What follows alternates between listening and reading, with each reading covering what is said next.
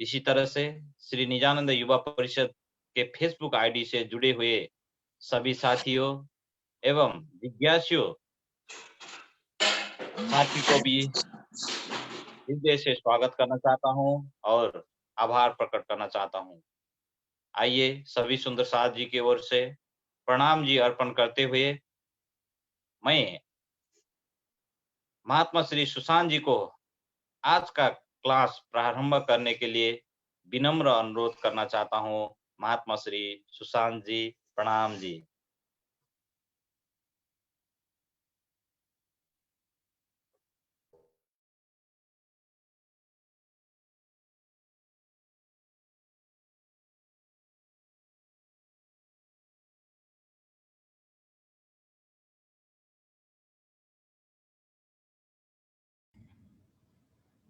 बोलो श्री प्राणनाथ प्यारे की जय।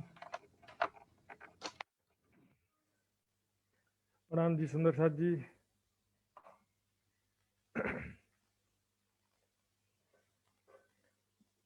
आवाज आ रही सुंदर साथ जी? प्रणाम जी प्रणाम जी।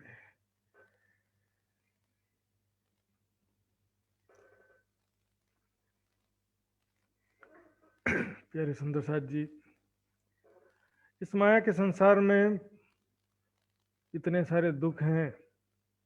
पल दो पल धाम धनी का आनंद ही प्राप्त हो जाता है तो उससे भी बहुत आनंद की अनुभूति होती है। माया का सारा दुख दूर हो जाता है सुंदर साथ जी। जितने पल हम राज्य की बातें करते हैं सुनते हैं उतने में हम माया के दुखों को भूले रहते हैं, राज्य के प्रेम और आनंद की तरफ आगे बढ़ते रहते हैं। ये संसार, इसका स्वभाव है, असत जड़ दुख तो है ही है, एक द्वैत का संसार भी है। और यहाँ पर कोई 3 कैटेगरी 5 कैटेगरी कर दो, लेकिन इसमें इतने प्रकार के बंधन हैं, इतने प्रकार के झमेले हैं और दुख हैं।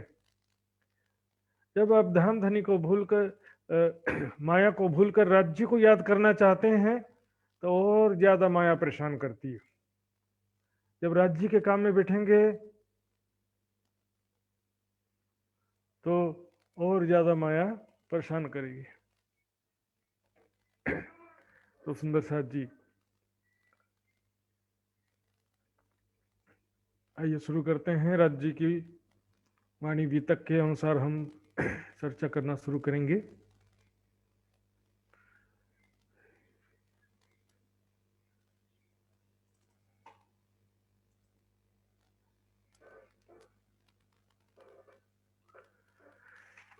चर्चा प्रारंभ होत है, सुनो साथ चित दे, भजो राज श्यामा श्री प्राणनाथ, सखी जीवन हमारो ये। श्री महामति कहे साथ जी, भया चर्चा का बखत, अब तुम सुनियो चित रे, लाल आगे आए बैठे न तखत, लाल आगे आए बैठे न तखत।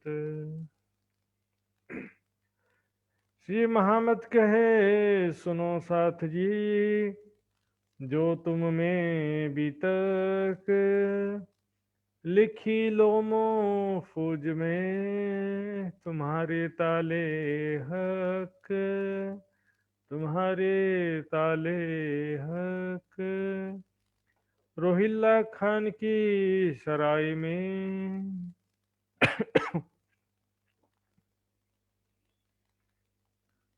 रोहिल्ला खान की सराय में, सराय रोहिल्ला खान, सराय मैंने बताया था धर्मशाला को सराय बोलते हैं, रोहिल्ला खान के नाम से वो सराय है। तो उस एरिया को भी सराय रोहिल्ला खान, आज रेलवे स्टेशन का भी नाम है, एरिया को भी वैसा कह देते हैं, सराय काले खां, सराय रोहिल्ला खां। तो वो एरिया जो उस सराय के नाम से प्रसिद्ध हो जाता है। वहां पर एक हवेली में किराए से श्री प्राणनाथ जी एवं सुंदर साथ ठहरे हुए थे और वहां पर बैठ करके फिर से अब विचार करते हैं कि अब आगे क्या किया जाए, कैसे औरंगजेब तक ये सत्य ज्ञान का संदेश पहुंचाया जाए। क्योंकि औरंगजेब को संदेश पहुंचाने में मेहनत तो बहुत ज्यादा लग रहा था, लेकिन यदि वो ज्ञान सुन लेता तो प्राप्ति भी, उपलब्धि भी उतनी ही बड़ी होती। औरंगजेब यदि ज्ञान सुन लेता और प्राणनाथ जी के चरणों में आ जाएगा तो इससे क्या कि कार्य भी बहुत बड़ा होने वाला था। तो बड़ा कार्य के लिए बड़ा मेहनत करना ही पड़ता है। हमने देखा इससे पहले किसी के लिए इतना जोर नहीं लगाया था।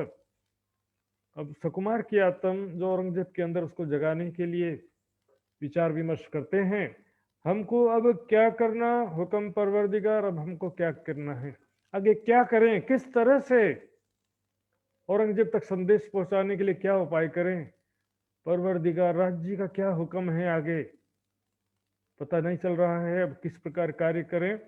घरों रिजवी खान के फिरे दिन 10-20, रिजवी खान औरंगजेब के दरबार का दीवान था। दीवान रिजवी खान, दीवान कहते हैं जो अकाउंटेंट का काम करता है, हिसाब किताब, पैसों का लेखा जोखा।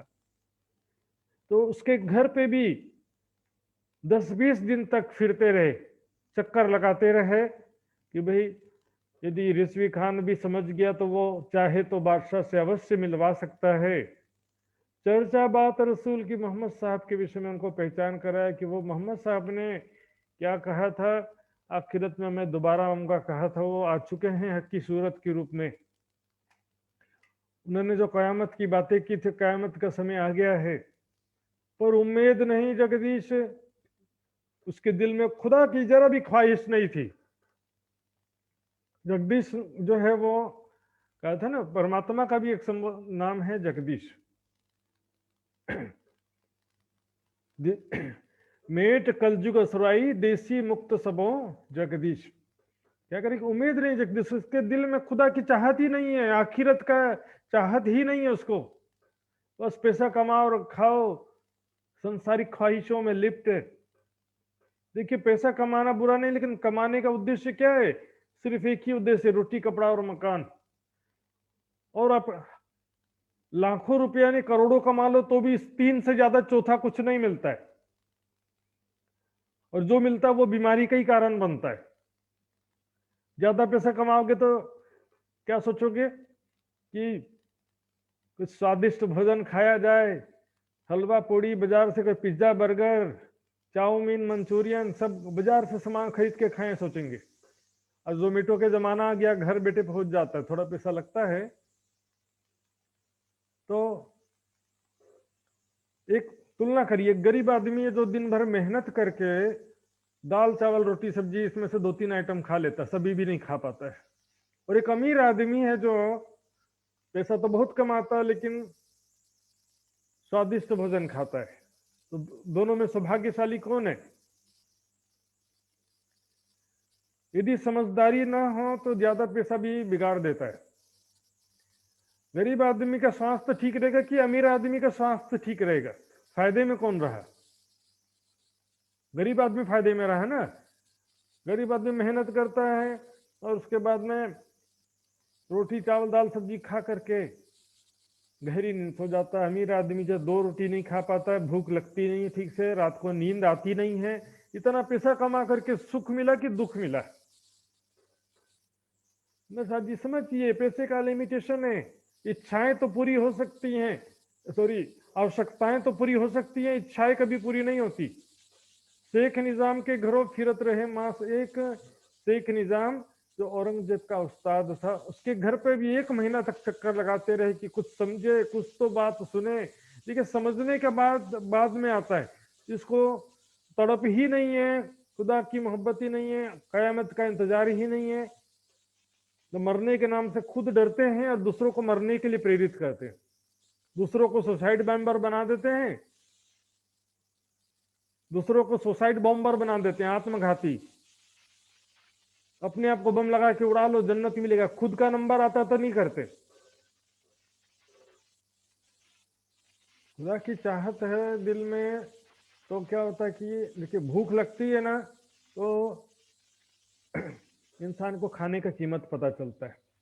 जिसको आत्म कल्याण की तड़प ही नहीं है, जिसको खुदा की चाहत नहीं है, बस संसार में कमाएं, संसारिक सुख ले लें और जन्नत में जाएं तो जन्नत का भी सुख ले लें। खुदा का बीच में कोई नंबर ही नहीं। खुदा का प्रेम तो होना चाहिए दिल में परमात्मा के प्रति। तो क़यामत का इंतजार हो, इमाम मेहदी के दर्शन का तड़प हो, कुछ नहीं।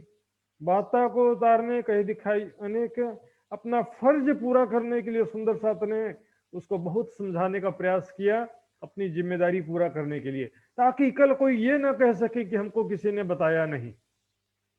सुंदर साथ जी, बस यही एक कारण है। कोई समझे या ना समझे, हिंदू मुस्लिम सिख ईसाई समझ जाएंगे ऐसा कोई दावा नहीं है। कितना भी प्राणनाथ जी ने भी साक्षात उनको समझाने का प्रयास किया। हिंदू मुस्लिम सिख ईसाई जो भी संपर्क में आए, प्राणनाथ जी के साक्षात मुखारविंद से क्या जागृत नहीं हो सकते थे।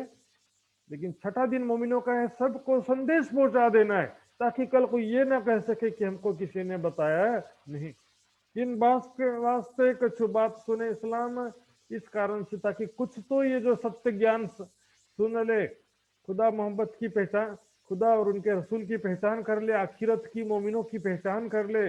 इस कारण से बहुत प्रयास किया और आज उनको एक ही दुनिया तरफ तमाम, और आज कह दिया कि तुम्हारे दिल में खुदा की ख्वाहिश है ही नहीं, तुम तो बस दुनिया की चाहना में लिप्त हो, कह दिया। उसके मुख में कह दिया शेख निजाम के।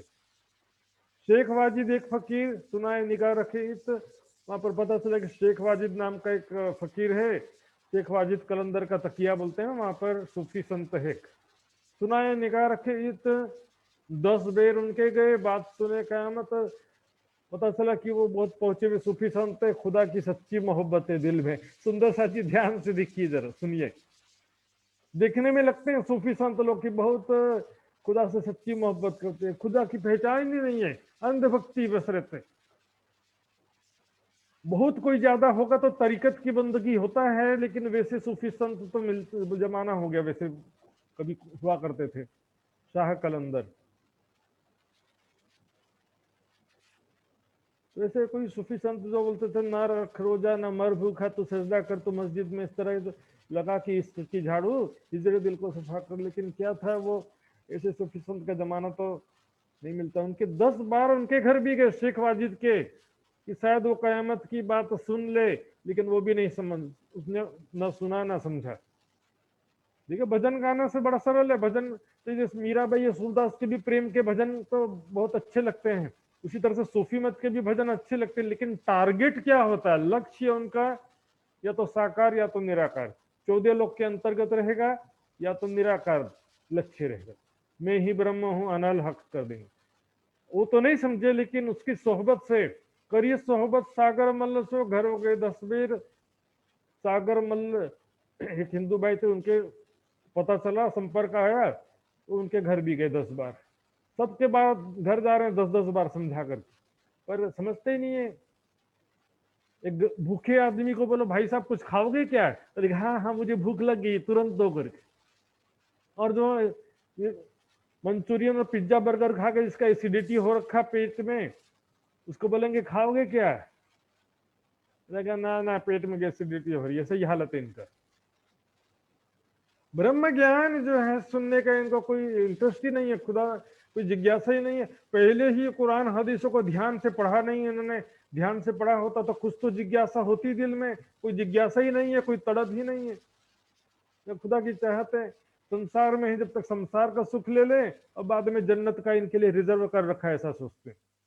पर इनकी सोहबत से गए बख्तावर के घर। अब यहाँ पर सागर मल्ल तो नहीं समझा, पर उसकी सोहबत से एक और बख्तावर भाई थे मुस्लिम भाई, उनके घर गए। तहां जाए चर्चा करी सुनाने की खातिर, वहां जाकर के उनको सुनाया चर्चा, उनको बताया कि भाई कोई शायद जिज्ञासु हो, उनको सुनाने का प्रयास किया। यूं और कई जगह फिरे, घर घर कहने को और कई जगह सुंदर साथ जी घर घर चक्कर लगाते रहे, क्या करे। यहां पर ऐसा लगता सूखा पड़ा हुआ है, उजाड़ हृदय सबका, सुने हृदय नहीं संभार, सबका हृदय वीरान हो गया, जंगल हो गया, सुनाई नहीं देता, सुनते हुए भी नहीं सुनते हैं, देखते हुए भी उनको दिखाई नहीं देता है। विचार दिल है लेकिन विचार करते नहीं, क्योंकि ताला लगा रखा है। तब करके बैठक करने लगे विचार, तब प्राणनाथ जी और सुंदर साथ जी विचार करने लगे, ए पोहरा दज्जाल का कोई होवे न खबरदार, ये माया का ऐसा कलयुग का घोर प्रबल समय है, माया का पूरा जोर है कलयुग का। सबके दिलों में संसारिक ख्वाहिशें ऐसे प्रबल हो गई हैं, 1 नंबर से 2 नंबर से, ईमानदारी से, बेईमानी से, धोखाधड़ी से, कैसे भी करके पैसा कमाओ, बहुत सारा पैसा कमाओ, संसारिक सुख लो, सुबह से शाम तक भौतिक सुख, नए नए प्रकार के पैकेज्ड फूड, तरह तरह के बाजार में लोगों को आकर्षित करने के लिए खाने पीने के सामान है रेडीमेड, और दिखावे का संसार, चमक धमक माया का सब लगा हुआ है। ऐसे में कौन सुनेगा? गांधी जी भाई ने भी ऐसा कहा था ना, मोहजलपुर तीखा तिजोर, न खंगुरी को ले जाए तोर। ऐसा स्थिति है, इतना तेज बहाव है माया का, माया के विपरीत कोई सोच भी नहीं पाता है। ये पोहरा दज्जाल का कोई हवे ना खबरदार है, पर फर्ज अपन ऊपर है पहुंचाने पैगाम। सुंदर साथ जी अपने ऊपर जिम्मेदारी है, राज्य जी ने सौंपा है जिम्मेदारी। छठा दिन मोमिनों का है, महाराज लोग का नहीं है। सुंदर साथ जी सभी सुंदर साथ के लिए है छठे दिन की जिम्मेदारी। सभी सुंदर साथ का कर्तव्य संदेश पहुंचाने में, अपने जो भी इसमें पार्टिसिपेट कर सकते हैं, सहयोग दे सकते हैं, तन मन धन जीवन जो भी कर सकते हैं, सबका जिम्मेदारी। जो करेंगे तो वो मिलेगा, बिना दिए कभी कुछ मिलता नहीं है, बिना किए कभी कुछ हासिल नहीं होता। बस नाम का सुंदर साथ होने से न पहली भैंस मिलने वाली है, न संसार में ही कोई सुख मिलने वाला है। जो फर्ज अपन ऊपर है पहुंचाने पैगाम, अपने ऊपर जिम्मेदारी है संदेश पहुंचाने का। किसके पास? सिर्फ सकुमार की बात नहीं है, संसार के हर एक प्राणी तक संदेश पहुंचाने की जिम्मेदारी है। जो कोई ईमान लिया है सो दाखिल हो निज धाम, और जो कोई भी ईमान लाएगा तो वो सत्य शांति के मार्ग, दीन इस्लाम हकीकी सत्य शांति के निजानंद के मार्ग में शामिल हो जाएगा। भले 100 में से 1 हो 2 हो, उससे कोई फर्क नहीं पड़ता। लेकिन यदि आपने 50 लोग को बताया, उसमें से 2 भी समझ गए तो आपकी मेहनत सफल है सुंदर साथ जी। और यदि 1 भी नहीं जागा तो भी आपका मेहनत व्यर्थ नहीं जाता है, क्योंकि आपकी मेहनत का फल देने वाले वो लोग नहीं है 50 लोग। आपकी मेहनत का फल देने वाला कौन है? धाम धनी राज्य महाराज। वो जैसे नौकरी करेंगे, आपने नौकरी काम किया है, अब उसको ऑर्डर मिला कि नहीं मिला मालिक को, उससे मतलब नहीं, आपने काम किया, आपका पेमेंट बन जाता है। आपने 50 लोग को जगाने का प्रयास किया या 5 लोगों को ज्ञान सुनाया, थोड़ा कष्ट उठाया इसके लिए, आपका उसको राज्य की कृपा आपके ऊपर होती है, उसका फल आपको मिलता ही मिलता है। शोभा मिलेगी संसार में, परम धाम में, ये तो भी धन धन, वो तो भी धन धन। इस वास्ते पैगाम को पहुंचाना जरूर, इस कारण पैगाम को पहुंचाना बहुत जरूरी है। सब दुनिया में जन जन तक संदेश पहुंचाना, चाहे हिंदू को हिंदू ग्रंथों से संदेश पहुंचाना है, मुसलमानों को कुरान से संदेश पहुंचाना है, ईसाइयों को बाइबल से संदेश पहुंचाना है। दुनिया में जितने भी धर्म संप्रदाय सबको उनके अनुसार संदेश पहुंचाना है, सत्य की पहचान कराना है। जगत का अंतिम समय आ चुका है, कायमत का समय आ चुका है, परब्रह्म उनकी आत्माएं प्रकट हो चुकी हैं। उसको जो सुजन पर्सन कहा गया, उसी को सेकंड कमिंग ऑफ क्राइस्ट जिसे कहा गया, उसे बुद्ध निष्कलंक स्वरूप, और इमाम मेहदी कहा गया, उसी को ही जो ब्रह्म सृष्टि को मोमिन सुजन पर्सन कहा गया है। नलवा लिख पहुंचाइए तभी सुने मजकूर। अभी देखिए प्लानिंग क्यों किया, नलवा का मतलब चिट्ठी लिख के। अभी तक क्या होता था कि सुनते तो थे, मुस्लिम भाई या काजी मौलवी लोग सुनते थे, लेकिन हाँ भी नहीं बोलते थे, ना भी नहीं बोलते थे। गलत है ऐसा भी नहीं बोलते थे, लेकिन सही है ऐसा भी स्वीकार नहीं करते थे। तो बोले लिखित रूप में बात किया जाएगा, लिखित रूप में प्रश्न पूछेंगे और लिखित रूप में जवाब मांगेंगे। अब ऐसे जबरदस्ती तो कर नहीं सकते, तो एक प्लानिंग बनाया, लेकिन कांजी भाई को डाकिया बना देते हैं, और वो डाकिया बन करके सबके पास चिट्ठी लेकर के जाएंगे। खास 5 दरबारियों का नाम आता है, शेख इस्लाम, शेख निजाम आकिल खान, रिजवी खान और सिद्दीक फौलाद जो कोतवाल था औरंगजेब का। ये 5 लोगों के लिए डिसाइड करते हैं कि इनके पास में कांजी भाई डाकिया बन करके जाएंगे और बदले में जवाब लिखित रूप में जवाब मांगेंगे। तो लिखित रूप में जवाब मांगेंगे, इस तरह से प्लान किया। 5 रोहिल्ला खान के रहे मास 4, रोहिल्ला खान के सराय में 4 महीना रहते हैं। फिर चांदनी चौक में आए के करने लगे विचार, वहां से चांदनी चौक में आ जाते हैं, चांदनी चौक में एक हवेली लेकर के आ जाते हैं और आपस में विचार विमर्श करते हैं।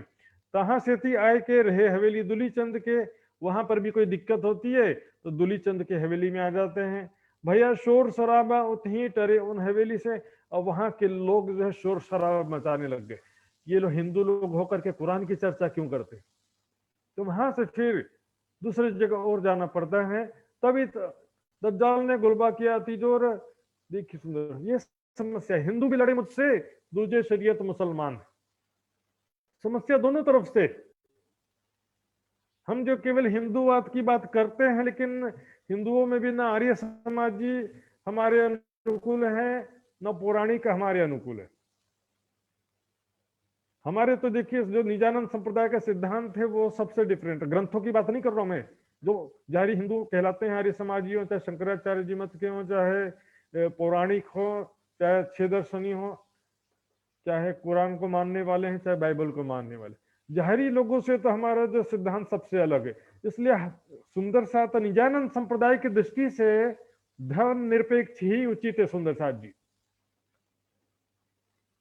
तो यहाँ पर कह दिया एक हिंदू लड़े मुझसे तो जो शरीयत मुसलमान, काहू रहने ना देवी, बहुत करने लगा शोर, जगह जगह झगड़ा मचाने लगा, यहाँ जाए तो वहां पर कहीं से पता चल गया इधर कि ये सब लोग हिंदू होकर के कुरान की चर्चा करते हैं, तो वहां के लोग विरोध करने लगे, दूसरे जगह गए तो वहां भी विरोध करने लगे, बैठे जाए एक कठोर करने लगे परियान। अब एकांतिक जगह जाते हैं, वहां जाकर के विचार करते हैं, योजना बनाते हैं, अब काशिद भेजिए, इनको दीजिए निशान, काशिद भेज करके इनको कयामत की निशानियां समझाते हैं डाकिया के द्वारा। प्रत्यक्ष रूप से तो सब समझाने का प्रयास किया था, लेकिन हाँ भी नहीं बोलते थे, ना भी नहीं बोलते थे। अब लिखित रूप में इनसे जवाब लेना है। बैठे एकांत एक कठोर, 5 किए समार, 5 रुक के 5 चिट्ठी तैयार करते हैं प्रश्न के वाले। उसमें सारा कयामत की निशानियां लिख करके उनसे जवाब मांगते कि आप इससे सहमत हो कि नहीं हो, आप एग्री हो कि नहीं, ये बात सही है कि गलत है, गलत है तो गलत सिद्ध करो, और सही है तो स्वीकार करो। नलवे 5 बनाए के हाजिर किया तैयार, 5 चिट्ठी बनाते हैं, उसमें सारा बात लिखा है, कयामत की सातों निशानियां लिखते हैं सुंदर साथ जी। हकीकत कयामत की और पहचान इमाम हजरत ईसा आया, हकीकत दीन इस्लाम। सुंदर साथ जी यहाँ पर अब कयामत की 7 निशानियां बताते हैं। वितक में आगे पीछे थोड़ा थोड़ा वर्णन कई जगह आता है। तो आज जो मैं वाणी और गीतक के अनुसार आप सबके सामने कयामत की निशानियां रखने जा रहा हूं सुंदर साथ जी। देखेंगे सबसे पहले कयामत के विषय में, जो समय के विषय में क्या लिखा है कुरान में। जैसे हिंदू ग्रंथों में लिखा था शाका साल वाहन के 1600 वर्ष और विक्रमादित्य राजा के 1735 वर्ष, वैसे ही कुरान में 11वीं सदी के बारे में लिखा है, लेकिन वो भी संकेतों में लिखा है। देखिए सूरह सबा 34 नंबर का सूरह है, आयत नंबर 29-30 में लिखा है, वे कहते हैं कि कयामत का वादा कब पूरा होगा, तो तुम उनसे कह दो कि तुमसे एक दिन का वादा है, जिससे ना एक घड़ी पीछे रहोगे ना आगे बढ़ोगे। अब एक दिन का वादा है, कयामत का वादा कितना है, एक दिन का। अब एक दिन का मतलब ऐसा भी हो सकता है एक दिन किसी ना किसी एक दिन होगा करके, लेकिन इसका स्पष्टीकरण आगे करते हैं, खुदा से डरते रहो कि उसने कल के लिए क्या भेजा है, बेशक खुदा तुम्हारे हर काम से खबरदार। कल की रोज की कयामत बोलते हैं, फरदा रोज कयामत। कल कब होता है, जब एक दिन और एक रात बीतता है तब कल आता है तुम्हारो भोली। एक दिन और एक रात बीतेगा तब तो भोली आएगा ना, कल आएगा। आज बंदई भोली बंदई, जीवन सारा बीती गए, कल आता ही नहीं। मुसलमान सोच रहे हैं कल कब आएगा करके, तो इसका विवरण आगे आता है। वे तुमसे अजाब के लिए जल्दी कर रहे हैं, खुदा अपना वादा हरगिज खिलाफ नहीं करेगा। अजाब है ना कयामत के लिए, कयामत के समय सबको कर्मों का फल मिलेगा ना, इसलिए अजाब यानी कि मतलब होता है सजा, गुनाहों की सजा को बोलते हैं अजाब। अजाब है ना गुनाहों की सजा के लिए जल्दी कर रहे हैं।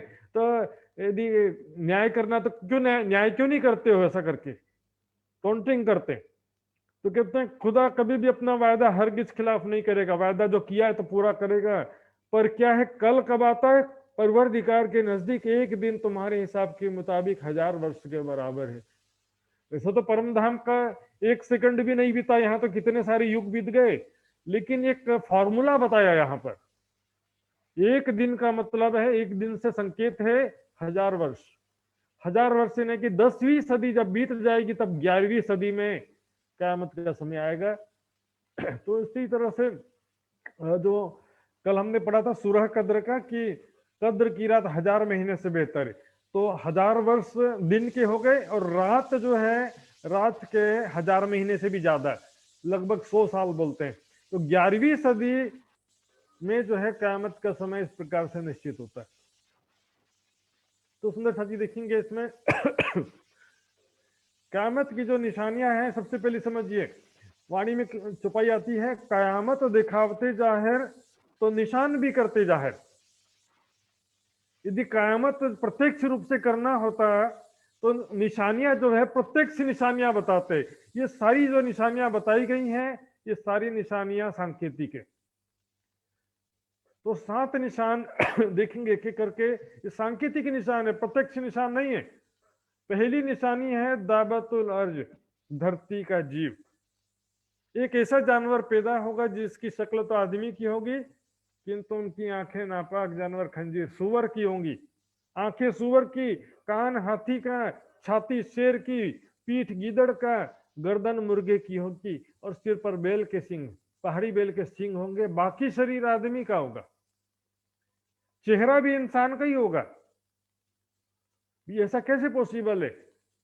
आइए प्राणनाथ जी की वाणी से भी देखते हैं।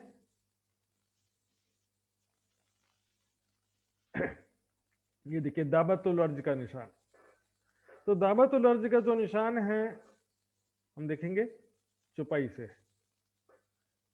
इसमें चौपाइयां बहुत सारी है, मैं कुछ सिलेक्टेड चौपाइयां आपको लूंगा।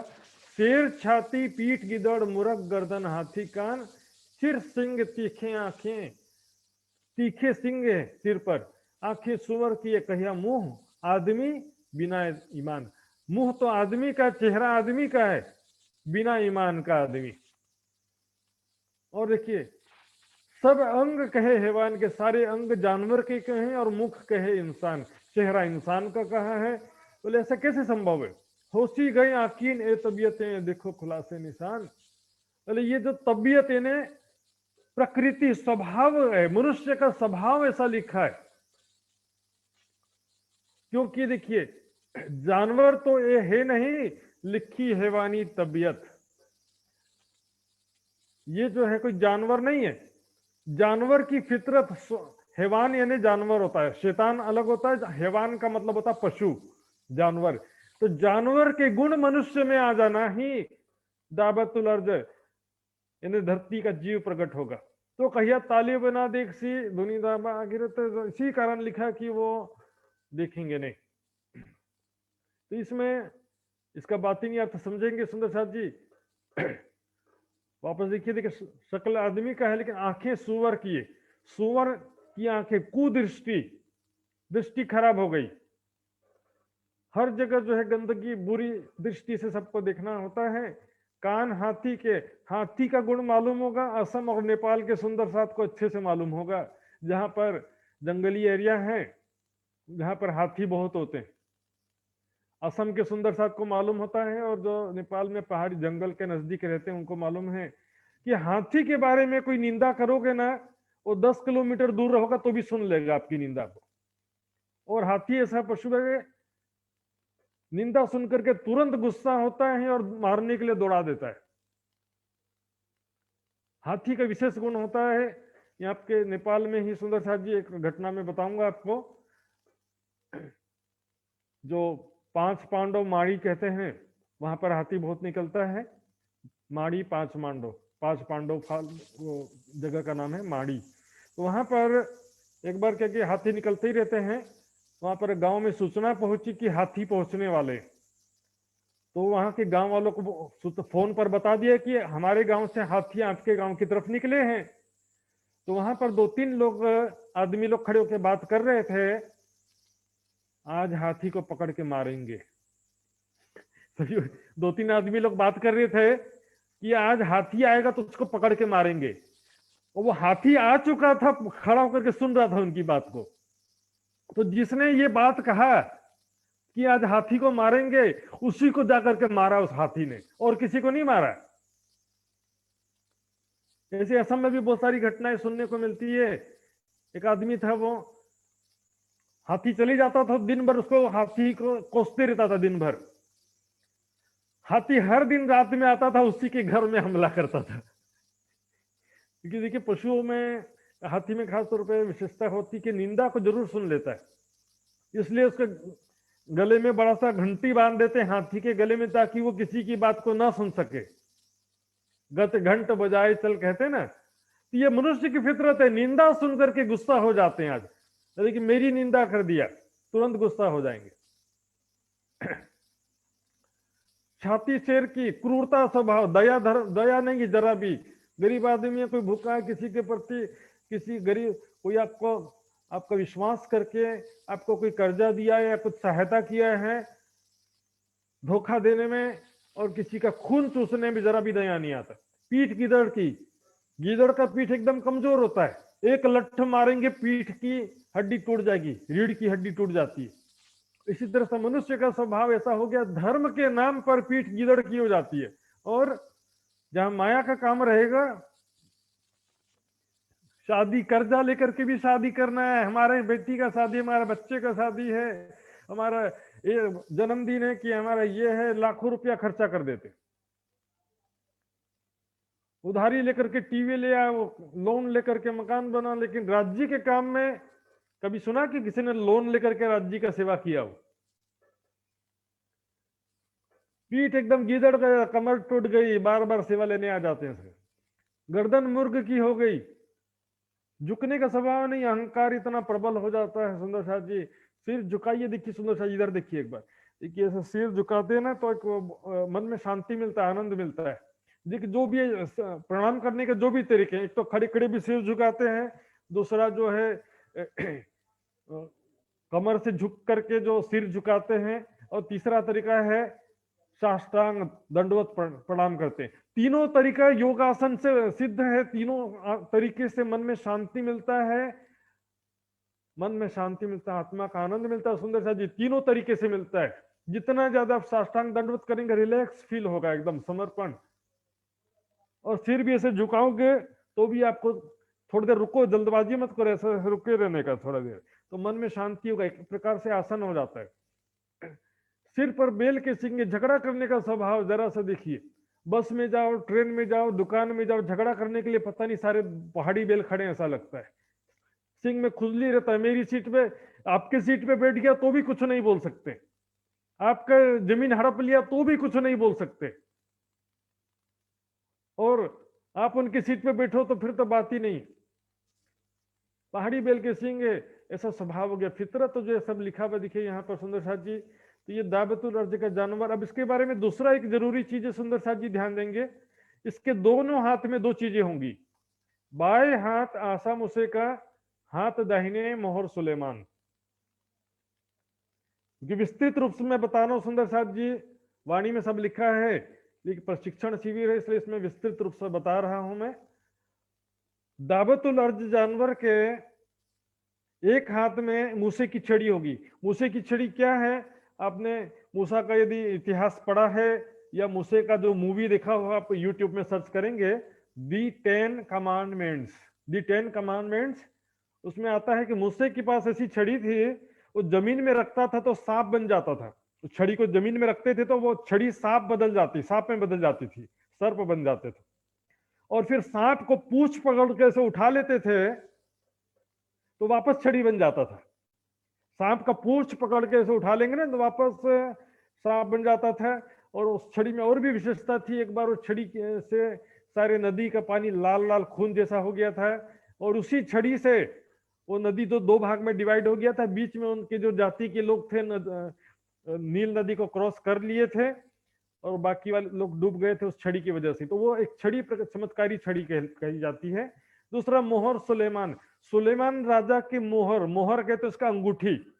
पहले समय में क्या अंगूठी से ही मोहर बनाते थे, कोई चिट्ठी भेजना हो तो मोहर ने अंगूठी का निशान लगा के भेजते थे, तो पता चलता था कि हाँ ये ओरिजिनल है, ये सुलेमान राजा ने ही भेजा है। ये दो चीजें होंगी, तो मोहर करसी पेशानी जिनकी उज्जवल तीन रोशन, तो जिससे जो है सुलेमान की मोहर, अंगूठी जिसके माथे पर लगाएगा उसका चेहरा उज्जवल हो जाएगा। उज्जवल यानी खिला हुआ हो जाएगा। और जिसके चेहरे पर श्याम मुख होसी तिनका आशा चुभावे, जिन मूसा की छड़ी जिसको चुभाएगा, ऐसे छड़ी चुभाते ना, तो मूसा की छड़ी जिसको चुभाएगा उसका चेहरा काला हो जाएगा। अब यहाँ पर प्रश्न उठता है, जब मैं खुद ही, यदि मान लो कि सभी मनुष्य खुद ही दाबतुल अर्ज जानवर हैं, सभी के अंदर ही तो जानवर के गुण है ना, तो मैं खुद ही अपने आप को कैसे चुभाऊंगा? इसका जवाब देते हैं आगे चल करके। देखिए, कहिया सूरत बाहर बदले जब दिल दई आग लगाए। जब दिल में राज्य की जो उसकी शक्ति ऐसा क्या करेगी कि उसके दिल में आग लग जाएगा, पश्चाताप की अग्नि लग जाएगी, तो क्या होगा? उसके दिल के भाव चेहरे पर आ जाएंगे। छिपी बातें थी दिल में, ये देखो जाहिर करी पुकार। दिल में जो छिपा करके रखे हुए थे सारे भेद, अच्छे बुरे कर्म आज हम छिपा के रखे हुए, उस समय सबके चेहरे पर आ जाएंगे। दिल में जो मैंने पाप किया वो भी चेहरे पे आ जाएगा, दिल में जो मैंने अच्छे कर्म किए वो भी चेहरे पे आ जाएंगे। तो जो अच्छा कर्म किया है, जोश देना हादी का छिपने, या जीत या हार, सबके अच्छे बुरे कर्म छिपे नहीं रहेंगे, सबके चेहरे पर आ जाएंगे। सुंदर साथ जी, राज्य की कृपा से प्रार्थना करो, क्षमा मांगो राज्य से, ऐसी स्थिति से बचाए, गुनाहों से बचाए, ऐसे दिन से बचाए, राज्य कृपा करें। इस प्रकार ये दावतुल अर्ज का जो दूसरी पहचान थी कि मूसे की छड़ी और सुलेमान की छड़ी, सुलेमान की छड़ी की मोहर, सुंदर साथ जी, सुलेमान की मोहर, अंगूठी, सुलेमान राजा की अंगूठी और मूसे की छड़ी। आइए अब दूसरे निशान की तरफ आगे बढ़ते हैं। कोई जल्दी नहीं सुंदर साथ जी, आज 7 निशानों में से 4 निशान होगा तो भी कोई जल्दी नहीं है, आराम से धीरे धीरे चलेंगे सुंदर साथ जी। दूसरा निशान है काना दज्जाल का आना। दज्जाल का आना है, और दज्जाल कैसा होगा? काना होगा, एक आंख उसकी फूटी रहेगी, एक आंख देखने की रहेगी, दूसरी आंख से नहीं दिखेगा। और वो कैसे आएगा? गधे पे सवार होकर के आएगा। गधा का कद कितना होगा? तो देखिए 7 दरिया समुद्र का पानी उसके जांग तक आता होगा, इतना बड़ा गधा होगा। सोचिए सुंदर साथ जी, 7 समुद्र का पानी उसके कमर तक आएगा, बस 7 समुद्र का पानी बस कमर तक आएगा। सोचिए, ये 7 समुद्र क्या है? मृत्यु लोक के नीचे जो 7 लोक है ना, 7, अतल वितल सुतल तलातल महातल और सतल पातल, ये 14 लोक ही गधा है। ये 14 लोक, विराट जो है वो गधा है, और यहाँ के समस्त प्राणियों के अंदर जो माया सवार होगी, माया की शक्ति विद्यमान है, उसको दज्जाल कहा गया। एक आंख फूटे होने का मतलब है उसकी जाहिरी दृष्टि रहेगी, आत्मिक दृष्टि नहीं रहेगी। शारीरिक दृष्टि, व्यक्तिवाद, स्थानवाद, शरीरवाद, शरीर को ही यदि प्राणनाथ समझा भी तो शरीर को ही प्राणनाथ समझ लिया, और किसी को आत्मा की पहचान नहीं है। सुंदर साथ जी, आत्मा के विषय में गीता में क्या लिखा है सुंदर साथ जी? कि ज्ञानी व्यक्ति ब्राह्मण, चंडाल, कुत्ता और गाय में कोई अंतर नहीं समझता, कि सभी के अंदर एक ही प्राण जीव है, सबके अंदर एक ही चेतना है। यहाँ पर 14 लोक ही गधा है, और सबके अंदर जो है ये माया की शक्ति विद्यमान है। आत्मिक दृष्टि से रहित होने से इसे काना कहा गया है। आइए चौपाई में भी देखते हैं आगे। दज्जाल का निशान दूसरा, एक कायमत की दूसरी बड़ी निशानी है। कहिया दज्जाल अस्वार गधे पर काना आंख ने, गधे पर सवार होगा, उसकी एक आंख नहीं रहेगी। हक को न देखी आंख जाहिरी, रूह नजर न बातुन नेक। आत्मिक दृष्टि नहीं है। प्राणनाथ जी को भी देखते हैं तो शरीर दृष्टि से देखते हैं। जीव लोग को देखिए, ऊपरी नजर से पहचान किया, कहीं छुपाई आती ना, क्योंकि अजाजिल काना तो रानिया जो बातुन नजर करी रद्द, बातिनी दृष्टि से रहित होने के कारण उसको अजाजिल को रद्द किया। सुंदर साथ देखिया उपली आंख सो आदम वजद गलत। अजाजिल और दज्जाल एक ही है सुंदर साथ जी। अजाजिल, दज्जाल, इबली से अनेकों नाम रखे हैं, जैसे मैंने कल भी बताया था, ब्रह्म सत्ता, माया, ये सब चीजें घुमा फिरा के एक ही चीज को अलग अलग नाम से पुकार देते। कह रहे कि जिस प्रकार सृष्टि के प्रारंभ में जब सृष्टि के पहले अजाजिल और सब फरिश्तों को कहा था कि आदम के ऊपर सजदा करो, लेकिन आदम के शरीर को देखा, अंदर जो है उसमें खुदा ने अपनी रूह फूका तो वो नहीं देखा। इसलिए अजाजिल ने आदम के ऊपर सजदा नहीं किया। गधा बड़ा दज्जाल का ऊंचा लग आसमान, इतना बड़ा गधा है कि उसका सिर जो है आसमान तक ऊंचा है और पानी 7 दरियाओं का पहुंचा नहीं लग रान। रान कहते हैं जांघ को, जंघे तक अर्थात कमर तक के 7 समुद्र का पानी नहीं आया। तो नीचे के 7 लोग हैं गधे के कमर के नीचे का भाग, और कमर के ऊपर का भाग ऊपर के 6 लोग। गधा इतना बड़ा तो है नहीं कि यह हवा तारीख मकान, गधा नहीं है ये निराकार तक की ये जो क्षर जगत है, ला मकान, निराकार तक पाताल से लेकर के निराकार तक का ये पूरा क्षर जगत ही गधा है। ये जो कुन्न कहते पैदा हुई सिफली दुनी जान, कुन्न यानी परमात्मा के संकल्प से ये जो संसार पैदा हुआ है, न तो इतना बड़ा गधा होशी कैसा का दज्जाल। यदि गधा इतना बड़ा मान लेते हैं तो फिर दज्जाल कितना बड़ा होगा। अरे इतना 14 लोग के बराबर गधा है तो बैठने वाला भी तो उतना बड़ा होना चाहिए ना। इतने हाथी के ऊपर चींटी बैठ करके थोड़ी जाएगी, हाथी है तो उतना बैठने वाला भी तो उतना बड़ा होना चाहिए। अरे दज्जाल गधा जब गिर पड़े तो दुनिया रहे किन हाल, और जब दज्जाल और गधा गिर जाएंगे तो फिर दुनिया किस स्थिति में रहेगी, दुनिया की क्या स्थिति रहेगी फिर। तब तो खत्म हो जाएगा ना, इतना बड़ा गधा और इतना बड़ा दज्जाल, तो पृथ्वी तो भूकंप आ जाएगा इसमें। लानत जो अजाजिल की ले अबलिस बैठा दिल, अजाजिल को जो लानत लगी थी कि आदम को सजदा नहीं किया, वो लानत लेकर के अबलिस दुनिया वालों के दिलों में बैठ गया। आदम की औलाद से दुश्मनी ले लिया कि आदम की वजह से मुझे लानत लगा, इसलिए मैं उनकी औलाद की राह मारूंगा। राह ना लेने देवी बातुन, जो जोर करे सब मिले, बातनी राह लेने नहीं देता है। सोई दाभाया गधा दज्जाल, दाबतुल अर्ज दज्जाल और अजाजिल इबलिस सब एक ही बात घुमा फिरा करके। अबलिस दिलो पाशा, दिल में अबलिस पाशा। सुंदर सा जी ध्यान देंगे, बोलो श्री प्राणनाथ प्यारे की जय। मन को शैतान कह देते हैं सुंदर सा जी, मन शैतान नहीं है, मन में शैतान आ जाता है। वही मन अच्छे विचार आते हैं तो वही मन जो है राम कहलाता है, बुरे विचार आते हैं तो वही मन रावण कहलाता है। तो मन जो है तमोगुण से युक्त होने के कारण शैतान हो जाता है, मन सतोगुण से युक्त होने के कारण वो राम कहलाता, देवता अच्छा कहलाता। मन शैतान नहीं है, दिल में शैतान है। दिल में जो माया की शक्ति विराजमान होकर सबको भ्रमित करती है। रहा ना लेने देवे बातन जो जोर करें सब मिले, दुनिया फोड़ी दुश्मन लेने देवे ना बातों। दुनिया की जाहिरी दृष्टि तो रखा, बातिनी दृष्टि फोड़ दिया। किसी को सत्य की पहचान नहीं होती।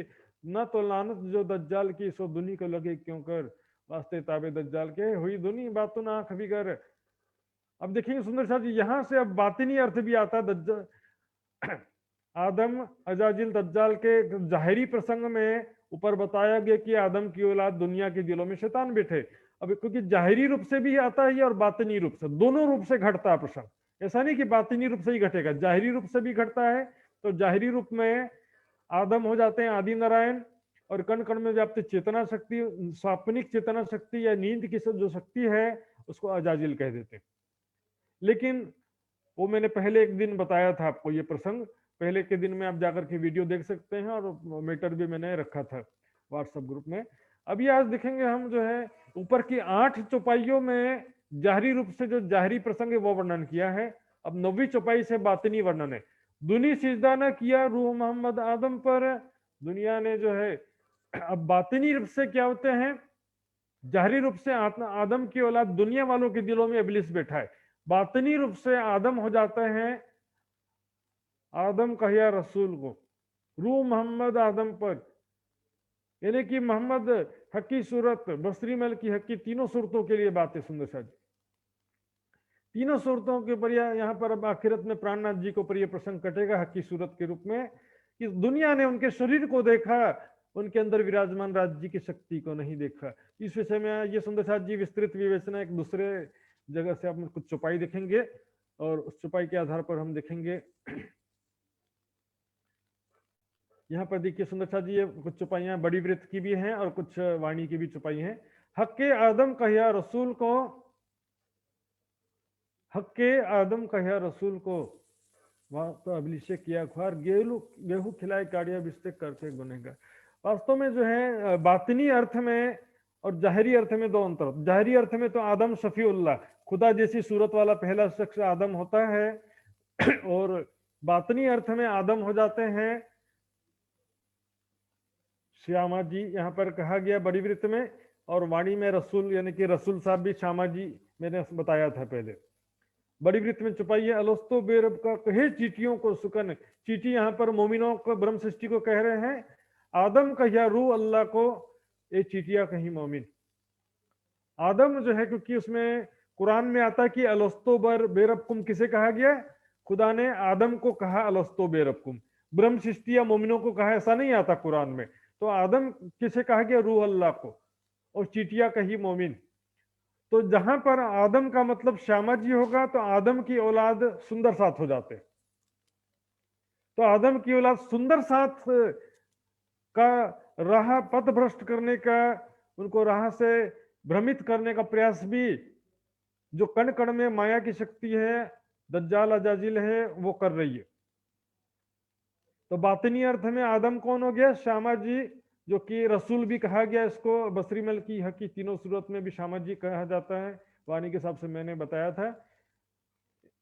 यही फर्जंद आदम के, फर्जंद यानी बेटा, आदम के बेटे ब्रह्म सृष्टियों को कहा गया, मानन चीटियों के हो, चीटियों के समान उनकी संख्या कही गई संसार में।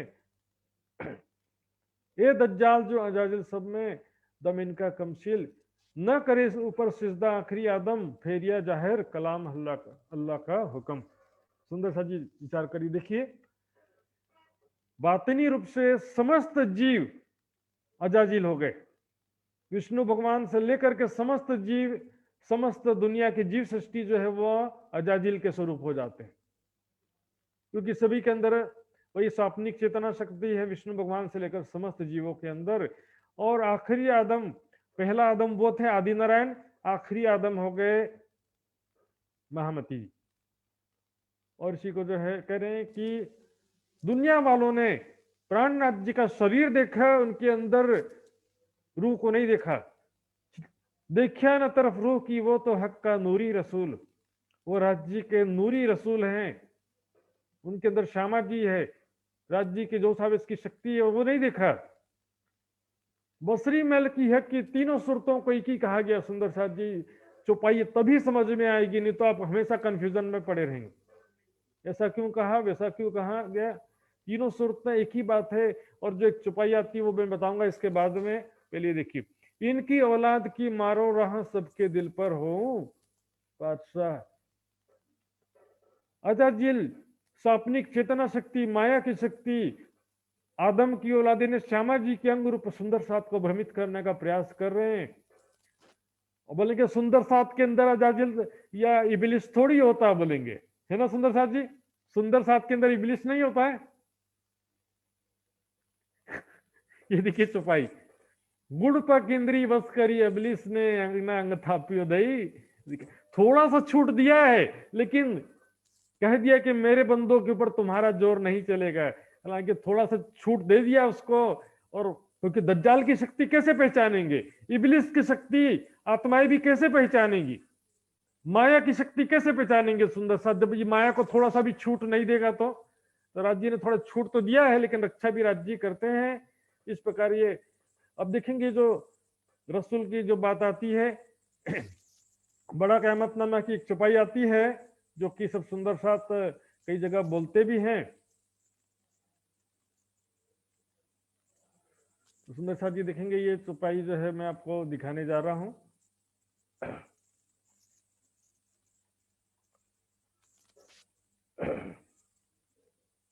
ये देखेंगे, ये चौपाई सब बोलते हैं, इन मोती को मोल कहियो ना जाए, न किन्हों कानों सुनाए, सोई जले जो मोल करे और सुनने वाला भी जल मरे। हाँ देखो देखो, प्राणनाथ जी की तुलना, प्राणनाथ जी भी इसमें आ जाते हैं, लेकिन इसमें सिर्फ हक की सूरत की बात नहीं है, इसकी पिछली चौपाई देखिए, 55 नंबर की चौपाई है, ये 54 नंबर की चौपाई है। ए बात ए पेदास कही तो सिफत सब मोहम्मद पर भाई। कुरान ने मोहम्मद साहब की ही सारी महिमा लिखी है। ये तीनों सिफतों भया रसूल ए सजीवन मोती कहया अमोल, अर्थात तीनों सिफत, तीनों सूरतों की सिफत लिखी है बसरी में लिखी है कि तीनों को एक मान करके कहा जा रहा है यहाँ पर। सजीवन मोती कहया अमोल, ये सजीवन मोती कहया अमोल, इन मोती को मोल कहियो ना जाए। अब ये 55 नंबर की चौपाई जो है यहाँ पर लगा दो, इसके नीचे। अब बताओ यहाँ पर किसको इन मोती का मोल किसे कह रहे हैं? ये सजीवन मोती। और सजीवन मोती किसे गाया है? रसूल की तीनों सूरतों को कहा गया। ये सिफत सब मोहम्मद पर भाई। कुरान में मोहम्मद साहब की सारी महिमा लिखी है, वही दो जग से छुड़ाएंगे, वही करेंगे। तो मोहम्मद साहब की महिमा लिखी है, यहाँ पर सभी की हो जाता है, बसरी महल की तीनों का ज्वाइंट रूप से आ जाता है। इसलिए हमने जो भी दूसरी चौपाई देखा है यहाँ पे यहाँ पर हक का नूरी रसूल तीनों की बात आ जाती। मोहम्मद साहब के तन में विराजमान भी, बसरी सूरत के तन में विराजमान राज्य की भी पहचान, खुदा की पहचान नहीं कर सका कोई, मलकी सूरत के तन में भी नहीं कर सका, हक्की सूरत के रूप में तो कम से कम सुंदर साथ ने पहचान, कुछ लोगों ने पहचान किया भी। तो इस प्रकार यहाँ पर जो प्रसंग चल रहा था, सुंदर साथ जी अपना वापस आएंगे। तो ये जो जाहिरी रूप से आदि नारायण आदम है और उसकी औलाद जीव सृष्टि है, जिसके दिलों पर स्वाप्निक चेतना शक्ति बैठ करके दुनिया वालों को भ्रमित कर रही है। बातिनी रूप से हो जाते हैं श्यामा जी आदम की औलाद, जो तीनों सूरतों के रसूल साहब इसलिए कहा गया हक के आदम कहा रसूल को, तीनों सूरतों के तन में जो थी, और उनकी औलाद ब्रह्म सृष्टि को कहा गया है। इस प्रकार यहाँ पर यह दूसरी निशानी हो गई। अब आगे चलते हैं तीसरी निशानी की तरफ। यह दज्जाल का निशानी हो गया। तीसरी निशानी है याजूज माजूज का आना। आजूज माजूज लिखते हैं, शुद्ध में याजूज होता है, याजूज माजूज। याजूज माजूज के रूप में क्या लिखा है, हम सबसे पहले कुरान में देखते हैं।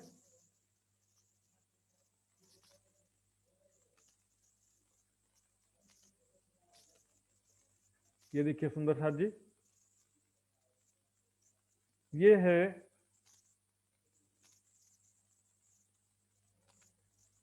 कुरान का 18वां सूरा है, सूरा कहफ।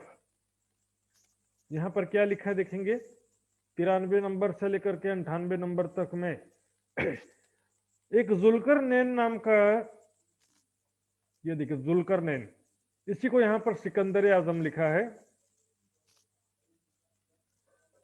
ये जुल्करनैन एक राजा था, बादशाह था।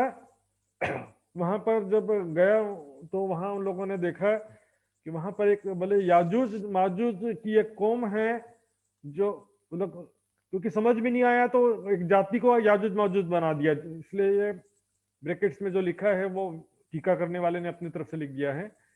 मुल्क में याजूज माजूज ने फसाद फैला रखा है, तो कृपया करके उससे रक्षा करो करके। तो उन्होंने क्या किया, वहां पर दो कंगूरे थे, दो ऊंचे जगह थे, दोनों के बीच में एक दीवार बना दिया, और एक गुफा में बंद करके बाहर दीवार बना दिया वास्तविकता ही। वहां पर पिघला करके, वहां पर अष्ट धातु एक एक करके पिघला करके डाले। वो याजूज माजूज जो लोगों को परेशान करते थे, उनको एक गुफा में बंद करके दीवार बना दिया। अब वो दीवार जो है बना दिया, उसको तोड़ करके वो बाहर नहीं निकल सकते हैं, ऐसा हो गया। देखिए वापस यहाँ पे, तो उसके बारे में आता है कि याजूज 100 गज का है, माजूज जो है 1 गज का है। तो चौपाई के हिसाब से देखेंगे,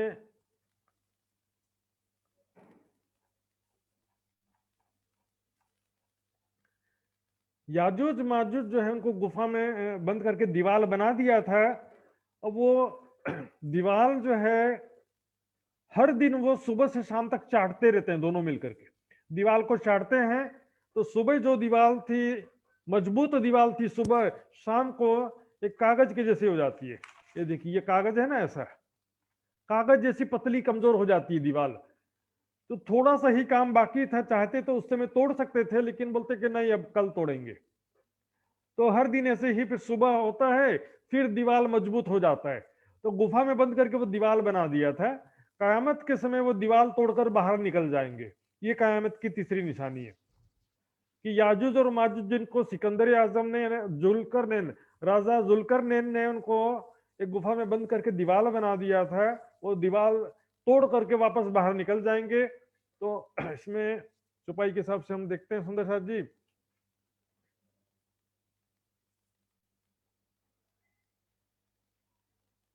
कहे याजूज माजूज होशी जाहिर होशी आखिर, खाए जासी सब सय को ऐसा होशी बकता के, वो सारी दुनिया को, सय ने सारी कायनात को खा जाएंगे, सारे संसार का नाश कर देंगे वो। दीवाल कही अष्टधात की चाटे आजुज माजुज दायम, पीछे रही जैसी कागज सुबह देखे त्यों ही कायम। वो रोज सुबह से शाम तक दीवार को चाटते हैं, शाम को कागज जैसी कमजोर हो जाती है, अगले दिन सुबह वापस मजबूत हो जाती है। ये हमारा जो ये शरीर है ना, ये दिन और रात याजुज माजुज है। सुबह से शाम तक काम करते करते थक गए, अभी सब कागज के जैसे हो गए कि नहीं हो गए, थक करके कमजोर हो गए, थक गए, कमजोर हो गए। अब लेटे लेटे टीवी देख सकते हैं, लेटे लेटे कुछ सुन सकते हैं, खड़े होना भी मुश्किल हो जाएगा अभी। फिर कल सुबह जब सो करके उठेंगे फिर मजबूत हो जाएगा, सबका शरीर शक्ति से युक्त हो जाएगा। ये है, देखिए दिन और रात याजुज माजुज हैं, दिन रात के रूप में दुनी के काल हैं। पीछे रहे जैसे सुबह देखे त्यों ही काम, अगले दिन सुबह देखते हैं वैसे ही मजबूत हो जाता है। याजुज माजुज जुफ्त गिनती 4,04,000, इनकी गिनती 4 लाख कही गई है। तो क्या करते मुसलमान भाई लोग, क्या काजी मौलवी क्या करते हैं, पहले एक प्रजाति थी उनको बंद कर दिया, दीवार बना दिया। अब आज वो दीवार यदि बनाया है सही में किसी जुल्करनैन ने, तो दीवार कहां पर है आज किसी को नहीं मालूम, वो दीवार कहां पर है। यदि अष्टधातु की कोई दीवार बनाया था जुल्करनैन ने या सिकंदर आजम ने, तो पूछो कि वो दीवार अभी कहां पर है, वो प्रजाति कहां पर है। दीवार तोड़ करके निकल जाएंगे, वो नहीं मालूम कि वो प्रजाति कहां पर है, वो दीवार कहां पर, किसी को नहीं पता। सब पी जासी दुनी पानी ज्यों टूटे दीवार न लगेगा, सारी समुद्र का पानी, नदी का पानी ये सब पी जाएगा, पूरा नदी सूख जाएंगे, समुद्र सूख जाएगा। और उनकी 4 लाख उनकी गिनती क्या है, ये तो गिनती कही दिनन की। कई सुंदर साथ क्या श्वासों की गिनती कर देते हैं, श्वास गिनेंगे तो ना एक ही दिन में 2-3 हजार श्वास एक ही दिन में कम से कम होते हैं, एक साल में 4 लाख से ज्यादा श्वास हो जाएगा। ये गिनती कही दिनों की, 4 लाख में से 365 दिन डिवाइड करेंगे तो लगभग लगभग 1085 साल होता है। 4 लाख को डिवाइड कीजिए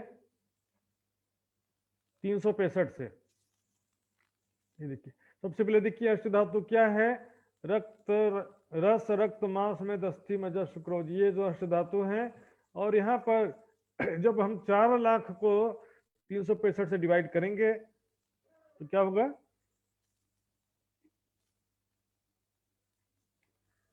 इसको डिवाइड कर दो 365 से, तो क्या हो जाएगा, कैलकुलेटर से जोड़ के बताना। तो 365 से जब 1085 के करीब करीब होता है सुंदर साथ जी।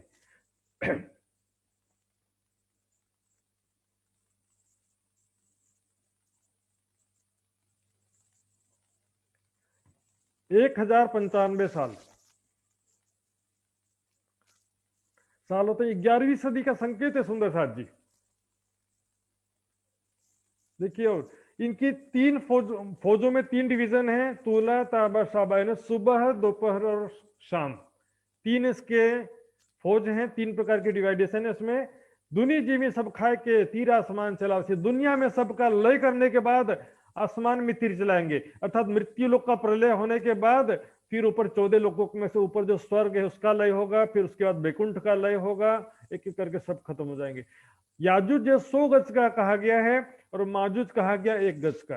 तो ऐसा क्यों कहा, दिन को याजुज कहा गया, दिन में हमारी चित्त की वृत्ति 100 तरफ दौड़ती है, 100 इच्छाएं, 100 कामनाएं, ये काम वो काम, इधर उधर सब तरफ हमारा ध्यान जाता है। और रात में जब सो जाते हैं तो बस गहरी नींद में एक तरफ हमारी वृत्ति सिमट जाती है, चित्त वृत्ति एक तरफ हो जाती है, इसलिए 1 गज का ऊंचा कहा गया माजुज को, याजुज को 100 गज का ऊंचा कहा गया है। और वो क्या करता है, रोज शाम को सुबह से शाम तक चाटते हैं ना, चाटते चाटते शाम हो जाता है, शाम को क्या कहते हैं, अगले दिन हम कर लेंगे, इंशाअल्लाह ताला कहना भूल जाते हैं। जब मुसलमान भाई कोई भी काम करना होता तो क्या बोलते हैं, इंशाअल्लाह ताला ये काम हम जरूर करेंगे, इंशाअल्लाह अल्लाह हम मैच जीत कर रहेंगे। अहंकार आता है ना तो इंशाअल्लाह अल्लाह ताला भी काम नहीं आता।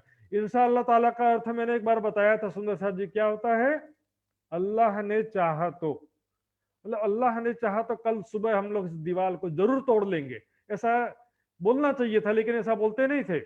रोज क्या बोलते हैं, बाकी काम हम कल कर लेंगे। तो अहंकार आ गया ना, राज जी ने चाहा तो जरूर होगा। इससे क्या होता है कि अहंकार से बचना के लिए ऐसा बोलते हैं, लेकिन ऐसा बोलने के बावजूद भी कई बार अहंकार आ जाता है।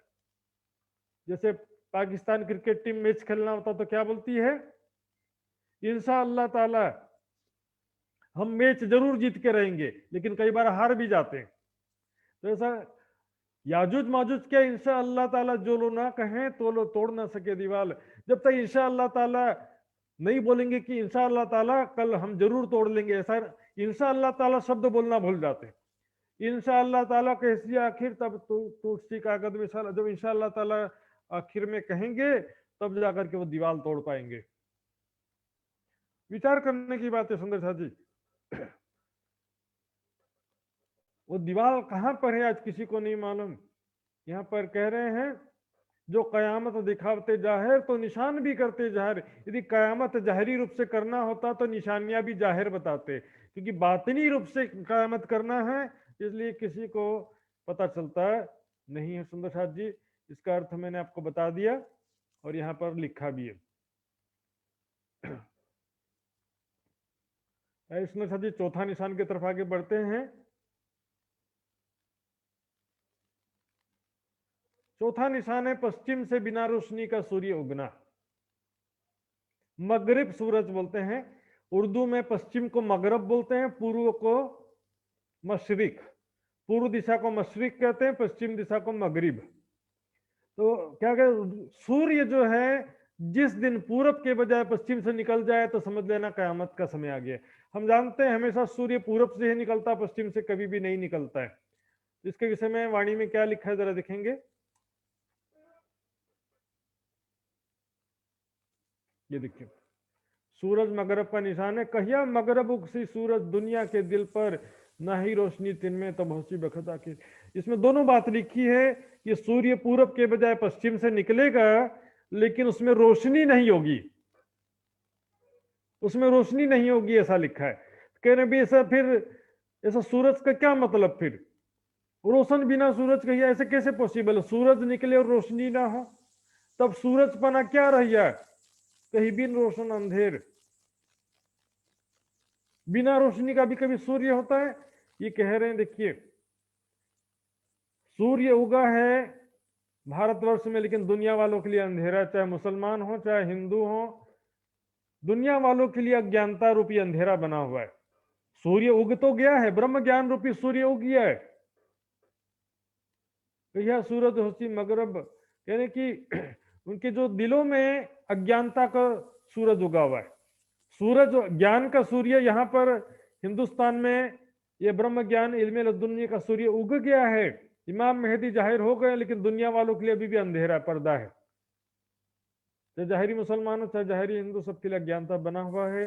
दूसरा अर्थ ऐसे भी लेते हैं, जैसे कोई अनअपेक्षित घटना होती है, अपन बोलते हैं ना, लगता है आज पूरब की बजाय पश्चिम से सूरज निकला है, तभी आप जल्दी उठ गए, ये तो हर दिन तो 9 बजे उठते हो। तो कोई अनअपेक्षित बात होती है, कहते हैं आज मेरे घर कैसे आ गए। तो इस तरह से अनअपेक्षित बात हो गई।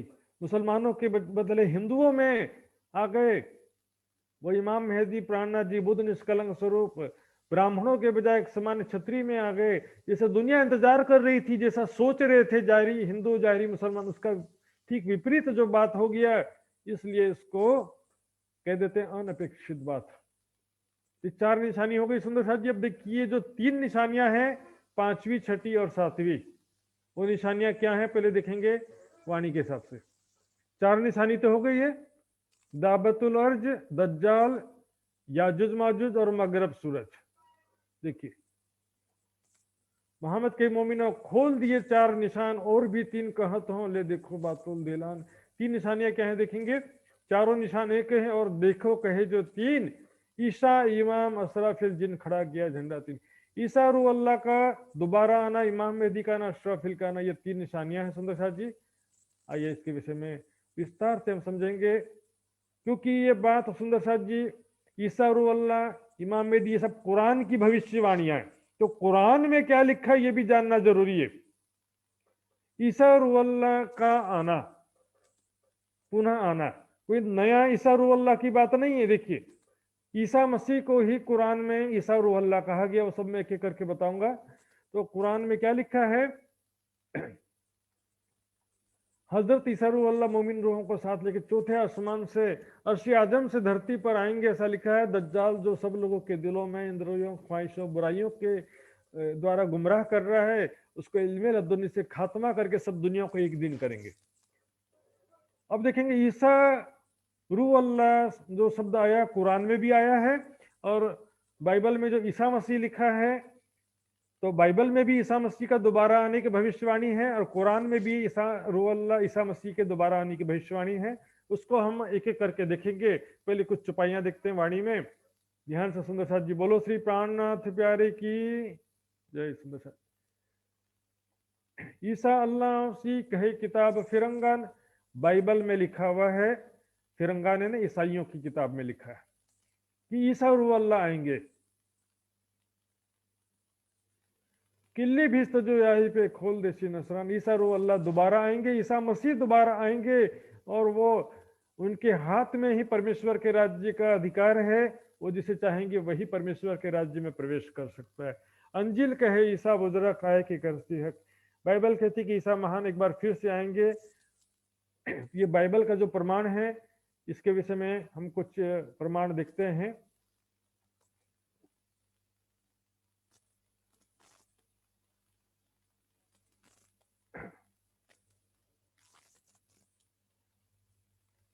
ये देखिए सुंदर साथ जी, तारतम वाणी मुक्ता,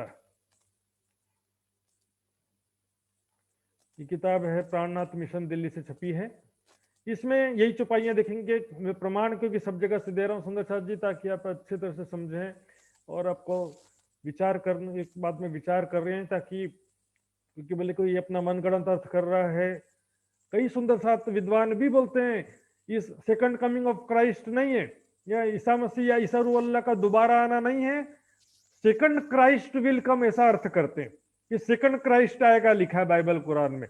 बाइबल कुरान में सेकंड क्राइस्ट आने का वर्णन कभी नहीं लिखा है, कहीं पर भी नहीं लिखा है। Second coming of Christ, second coming का मतलब होता है दोबारा आना। ये देखिए पहले लिखे फरमान में आवसी ईसा इमाम हजरत, इसका अर्थ विमला मेहता जी ने, दिल्ली के विद्वान हुई हैं जिन्होंने ये तारतमवाणी मुक्ता ग्रंथ लिखा था। ईसा और अल्लाह का पुनरागमन होगा। कतेब ग्रंथों में पहले से ही लिखा कि ईसा और अल्लाह का पुनरागमन होगा। पुनरागमन यानी दोबारा आना, फिर से आएंगे। इन्होंने भी टीका में लिखा है सेकंड क्राइस्ट करके। सुंदर साथ खुश होते रहिए सुंदर साथ जी, जब बात आएगी प्रमाणों की वहां पर आप चुप हो जाना पड़ेगा। ये देखिए सुंदर साथ जी, ईसा अल्लाह उसकी कहे किताब फिरंगान, किल्ली भी तो जो यहीं पे खोल देसी नसरान। क्या लिखा है देखिए अर्थ में क्या लिखा है। ईसाई धर्म ग्रंथ इंजील बाइबल कहती है कि ईसा अल्लाह पुनः आएंगे बादलों में सवार होकर। बहिश्त का द्वार खुलने की कुंजी उन्हीं के पास है, अपने चुने हुए लोगों को परमेश्वर के राज्य में ले जाएंगे। अब इसका बातिनी अर्थ है, लेकिन ईसा अल्लाह का पुनः आना होता है ग्रंथों के हिसाब से। Second coming, not second Christ. Second coming है, सेकंड क्राइस्ट नहीं, second coming of Jesus Christ. तो तन का दोबारा आना नहीं होता है, उस तन में जो शक्ति थी उसका दोबारा आना होता है, लेकिन सेकंड कमिंग ऑफ क्राइस्ट होता है। सेकंड क्राइस्ट कभी भी नहीं होता सुंदर साथ जी।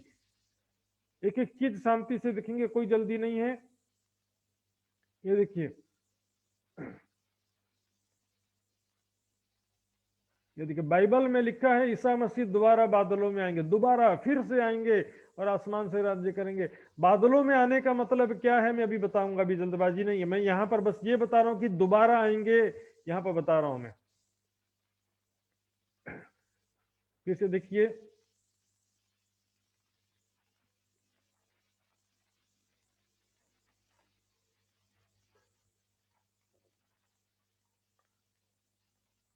अंजिल कहे ईसा बुजुर्ग आए के घर से, ईसा महान एक बार फिर आएंगे। सुंदर सा जी,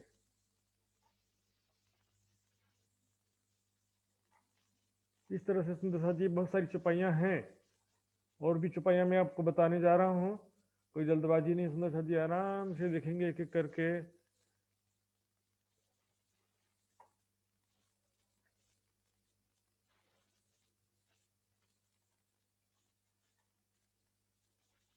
ये देखिए सुंदर सा जी, एक स्वरूप साथ के पीछे पारिभाषिक शब्दकोश में लिखा हुआ था, ईसा शब्द का अर्थ लिखा, मरियम की पुत्र, ईसाई धर्म के प्रवर्तक, एक पैगंबर थे, प्रेम सेवा का अनूठा दर्शन मानव जाति को देकर सूली पर चढ़ गए, परंतु अन्याय के झूठ के किसी ने झुकाया। उन्होंने अपने पुनः आकर सुराज्य स्थापित करने की घोषणा की, पुनः फिर से आने की बातें, सत्य को छिपाने के लिए जो सेकंड क्राइस्ट करते। सुंदर साथ जी, किसी को खुश करने के लिए झूठ नहीं बोला जा सकता। तारतम वाणी में ईसा और अल्लाह कहकर संबोधित किया उन्हें ही। कुरान में जिसको बाइबल में ईसा मसीह लिखा है, कुरान में उसी को हजरत ईसा और ईसा रूह अल्लाह ऐसा भी लिखा हुआ, मैं आपको प्रमाण अभी दिखाऊंगा सुंदर साथ जी। तो इस बीच में अभी अपन चलते हैं ईसा मसीह के ऊपर जो चैप्टर है। देखिए बाइबल में सबसे पहले देखते हैं ईसा मसीह के जाने और आने दोनों की बात लिखी है। क्या लिखा है देखिए, मैं मसीह में एक मनुष्य को जानता हूं जो 14 वर्ष हुए, न जाने देह सहित न जाने देह रहित परमेश्वर जानता है, ऐसा मनुष्य तीसरे स्वर्ग तक उठा लिया गया। मतलब इनके जो फॉलोवर्स बोल रहे हैं कि बाई बॉडी या विदाउट बॉडी, लेकिन गए तो जरूर है तीसरे स्वर्ग में। तीसरा स्वर्ग यहाँ पर एक्चुअल में परम धाम को ही कहा गया, अक्षर अक्षर अक्षरातीत के हिसाब से। अब देखेंगे यहाँ पर स्वर्गीय देह और है, पार्थिव देह भी है, परंतु स्वर्गीय देहों का तेज अलग होता है, पार्थिव का तेज अलग होता है। स्वाभाविक देह बोई जाती है, आत्मिक देह उठती है उसी प्रकार। मुर्दों का जी उठना भी ऐसे ही, शरीर को नाशमान दशा में बोया जाता है, विनाशी रूप में जी उठता है। अर्थात ईसा मसीह का शरीर जीवित नहीं हुआ, उनकी जो अंदर शक्ति थी उसको ले जाया गया है, ऐसा बाइबल में कहते हैं। अब इसी को जो है कुरान में क्या लिखा वो देखते हैं।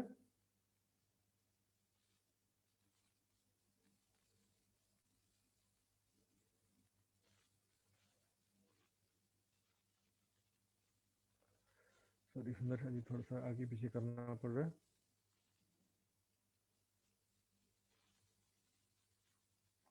हाँ ये देखिए सुंदर जी,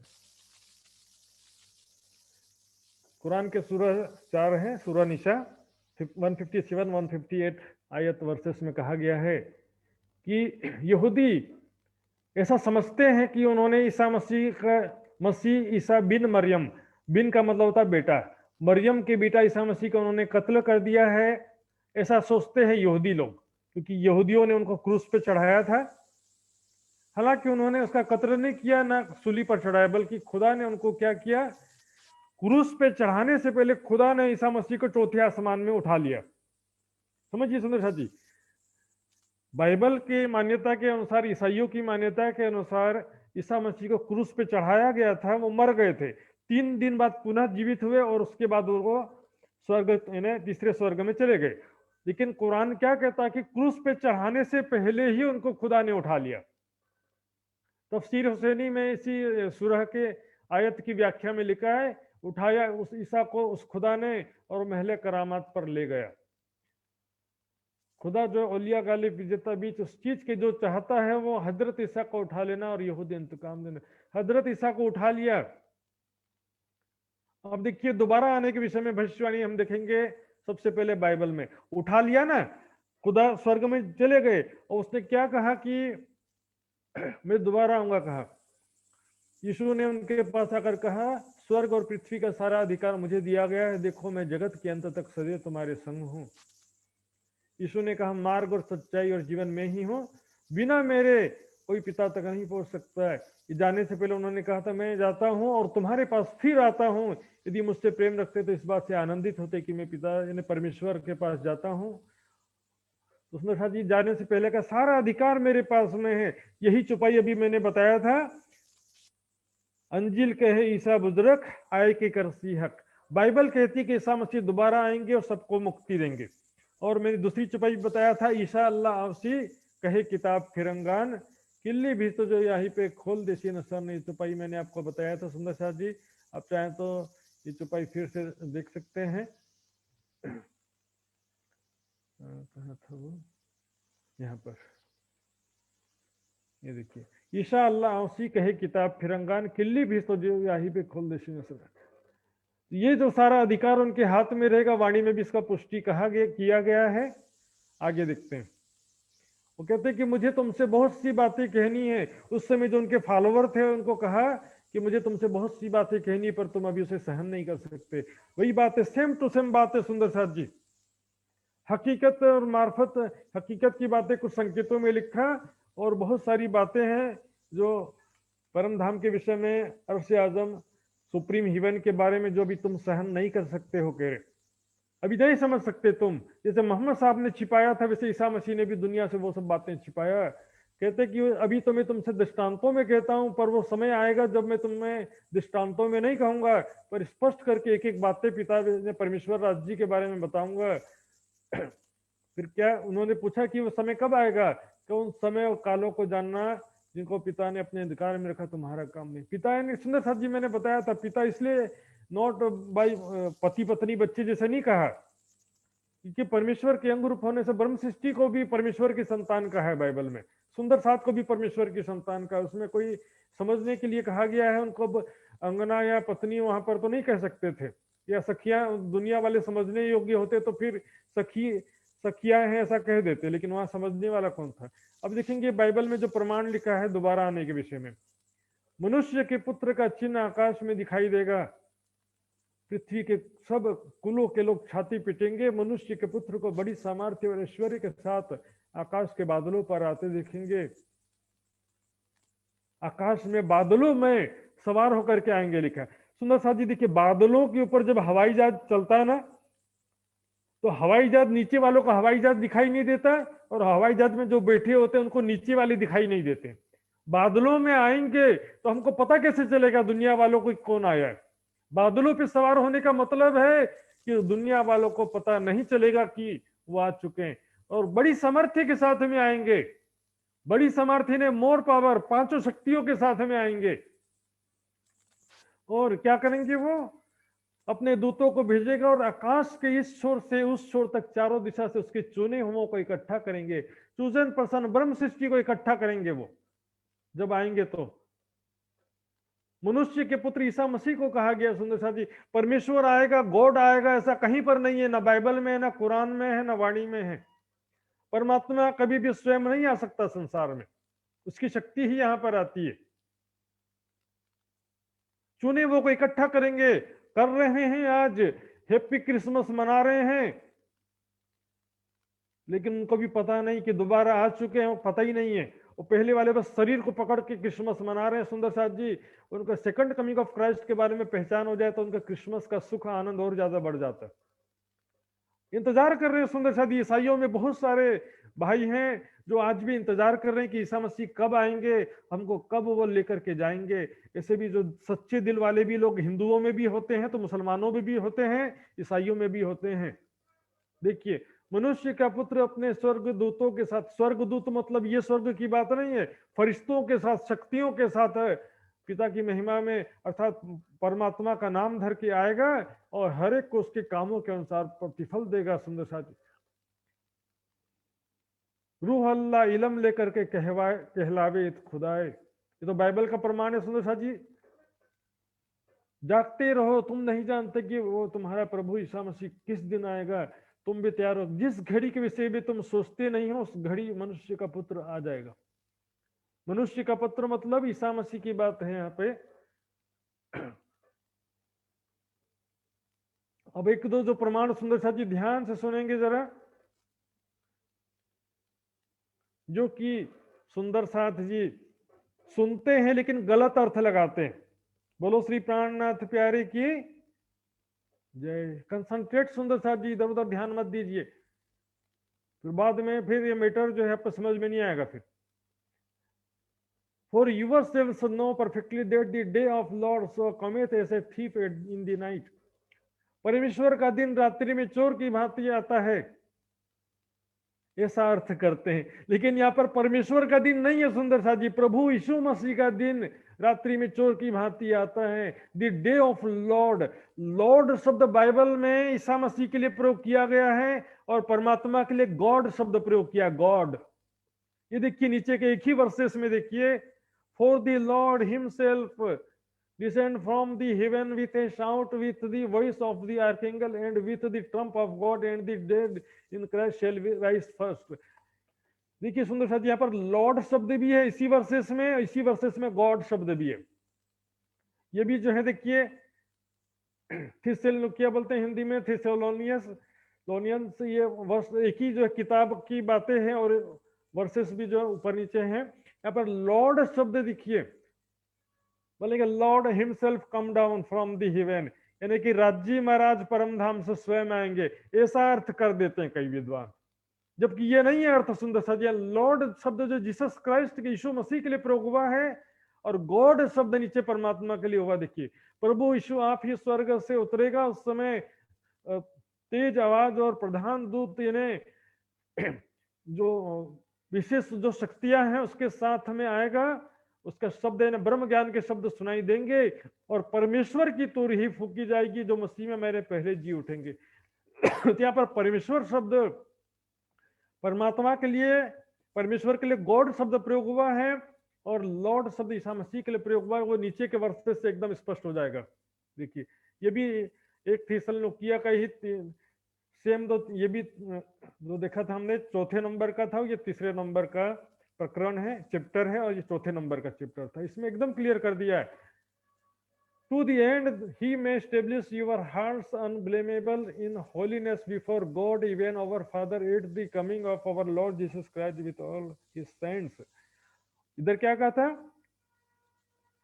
देखिए, for the Lord himself shall descend from heaven, और यहाँ क्या कह रहे हैं लॉर्ड, यहाँ पर coming of our Lord, Lord वहां पर था तो उसका अर्थ परमेश्वर कर रहे थे, यहाँ पर लॉर्ड का अर्थ जीसस क्राइस्ट क्यों लिखा है? लॉर्ड शब्द जीसस क्राइस्ट के लिए प्रयोग हुआ सुंदर साथ जी, और परमात्मा के लिए गॉड शब्द प्रयोग हुआ है। देखिए हिंदी में अर्थ, जब हमारा प्रभु यीशु अपने सब पवित्र लोगों के साथ आए, विथ ऑल हिज सेंट्स, पवित्र लोगों ब्रह्म सृष्टि के साथ जब आएंगे, ईसा रूह अल्लाह, श्यामा जी ईसा मसीह को ही ईसा रूह अल्लाह कुरान में कहा गया, वो मैं नीचे भी बताने वाला हूं। वे हमारे परमेश्वर पिता के सामने पवित्रता में निर्दोष ठहरे। आगे और भी दिखेगा सुंदर साहब जी, लॉर्ड शब्द जो है जीसस क्राइस्ट के लिए आया है, गॉड शब्द परमात्मा के लिए आया है। And the God of peace himself sanctify you holy, and may our spirit and soul and the body be reserved entire without blame at the coming of our Lord Jesus Christ.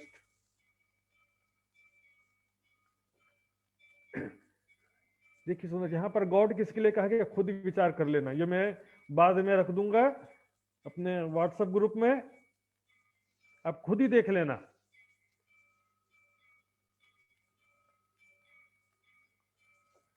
विचार करिए, God of peace, शांति का परमेश्वर आप ही तुम्हें पूरी रीति से पवित्र करे, तुम्हारी आत्मा प्राण और देह प्रभु यीशु मसीह के आने तक पूरी पूरी सुरक्षित रहे। और लॉर्ड जीसस क्राइस्ट कितने बार लिखा हुआ है, लॉर्ड शब्द ईसा मसीह के लिए कहा गया है, गॉड शब्द परमात्मा के लिए कहा गया है। कई लोग सेकंड क्राइस्ट आएगा ऐसा बोलते हैं, और कई बोलते हैं कि परमात्मा खुद आएगा। The lord himself, descend from his heaven. Lord यहाँ पर जीसस क्राइस्ट के लिए प्रयोग हुआ। मैंने इतना सारा वर्सेस बताया, फिर से देखिए ऊपर में लॉर्ड हिमसेल्फ। ये लॉर्ड यदि परमात्मा के लिए तो फिर गॉड किसके लिए? विचार करिए, यहाँ पर भी लॉर्ड और गॉड, लॉर्ड जीसस क्राइस्ट और गॉड। लैंग्वेज को समझिए, Lord Jesus Christ God of peace, दो अलग अलग कहा गया, एक एक वर्सेस में ही कहा गया। तो इसमें स्पष्ट रूप से कह दिया किसी रीति से धोखे में ना आना, क्योंकि वह दिन ना आएगा जब तक कि धर्म का त्याग ना हो ले और पाप का पुरुष विनाश का पुत्र प्रकट ना हो, जिसको हिंदी में कलयुग कहा। ये प्रश्न पूछूंगा मैं, सुंदर साथी ध्यान से सुनिए। हिंदी में कलयुग कहा, कुरान में जिसको दज्जाल कहा, उसको बाइबल में क्या कहा? Anti Christ. एंटी क्राइस्ट वह अधर्मी प्रकट होगा जिससे प्रभु यीशु अपने मुंह के फूक से मार डालेंगे, आगमन के तेज से भस्म करेंगे। सुंदर साहब जी, ईसा और अल्लाह, इमाम मेहदी, दज्जाल कहाँ के शब्द है? कुरान के शब्द हैं और बाइबल के शब्द है। सुंदर साहब जी, कुरान में जो ईसा मसीह को ईसा रूह अल्लाह कहा गया है, वो भी प्रमाण अभी मैं दूंगा। ईसा मसीह को ही ईसा रूह अल्लाह या हजरत ईसा दोबारा आएंगे लिखा है। और देखिए, मुंह के फूक से दज्जाल को मारने का मतलब क्या? एंटी क्राइस्ट को मुंह के फूक से मार डालेंगे। इसी को लिखा करसी कदल दज्जाल को इसे का इलम, ब्रह्म ज्ञान के द्वारा अज्ञानता का नाश करेंगे। सुंदर सा जी,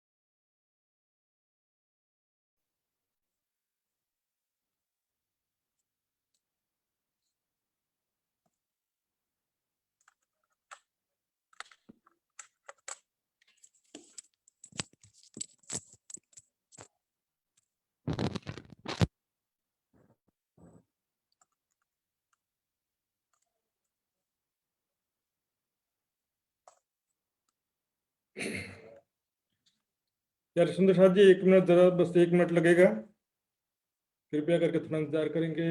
इंटरनेट का प्रॉब्लम जरा हो गया था।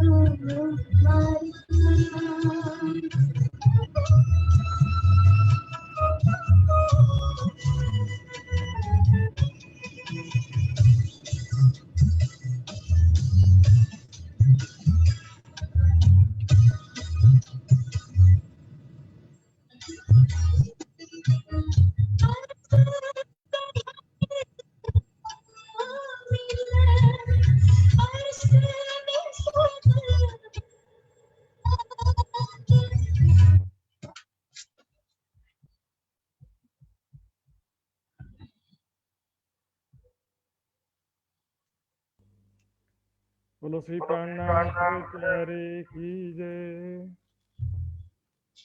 प्यारे सुंदर साथ जी,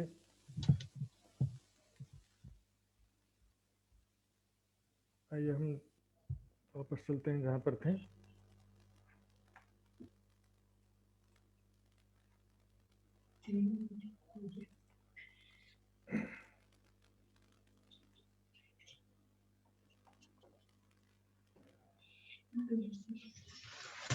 तो ये हमने बाइबल के हिसाब से देखा किस प्रकार जो है उसमें कहा गया है, ये एंटी क्राइस्ट जिसे हिंदुओं में कलयुग कहा गया है, माया कहा गया है, बाइबल कुरान में दज्जाल या अजाजिल कहा गया, उसी को एंटी क्राइस्ट, शैतान की संतान आदि कहा गया है। अब कुरान के हिसाब से हम प्रमाण देखने वाले थे, आइए देखते हैं। मैंने पहले बताया किस प्रकार से ईसा मसीह को क्रूस पे चढ़ाने से पहले उठाने का वर्णन आया है, कुरान में भी है और उसके तफसीर सने में भी आता है। ईसा को खुदा ने उठाया और महले करामात में ले गया, उसको चौथे आसमान में ले गया है। अब वो वापस दोबारा आने के विषय में देखेंगे, क़यामत की निशानी के विषय में जो ग्रंथों में, कुरान में और दूसरे ग्रंथों में जो प्रमाण है।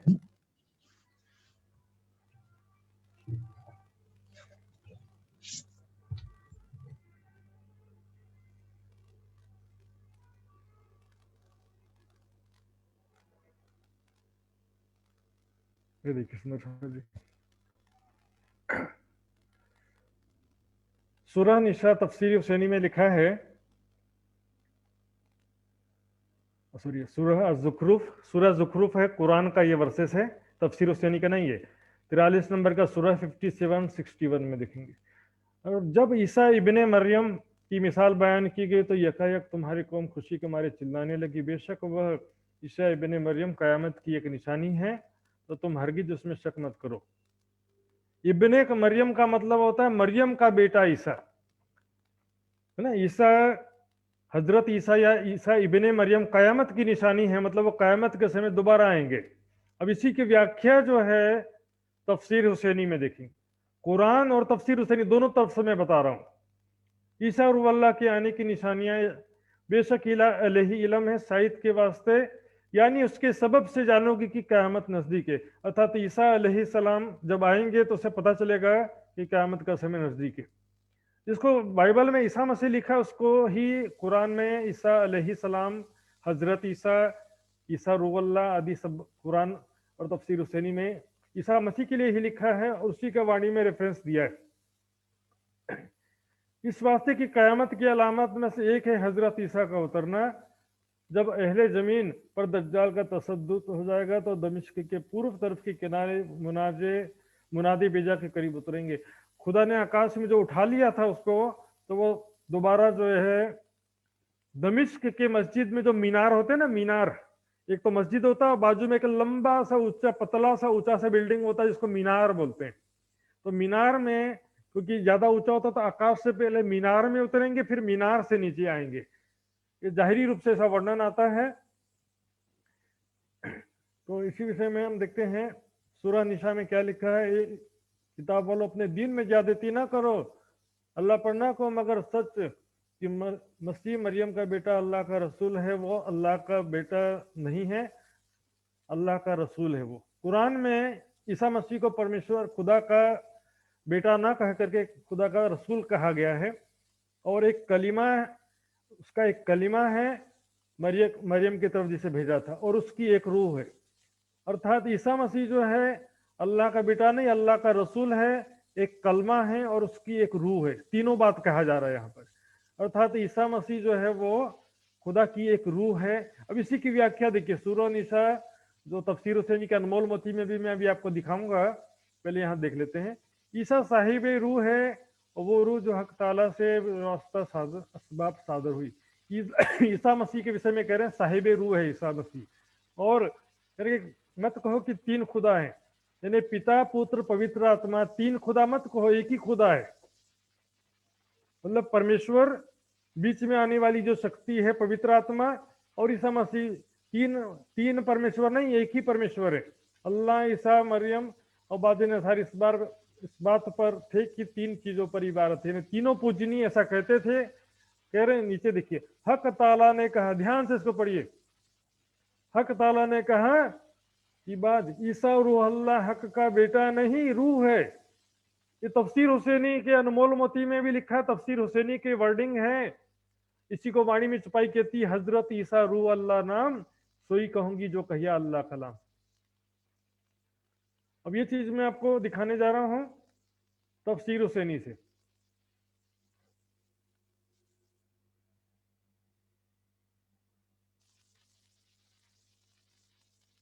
ये देखिए,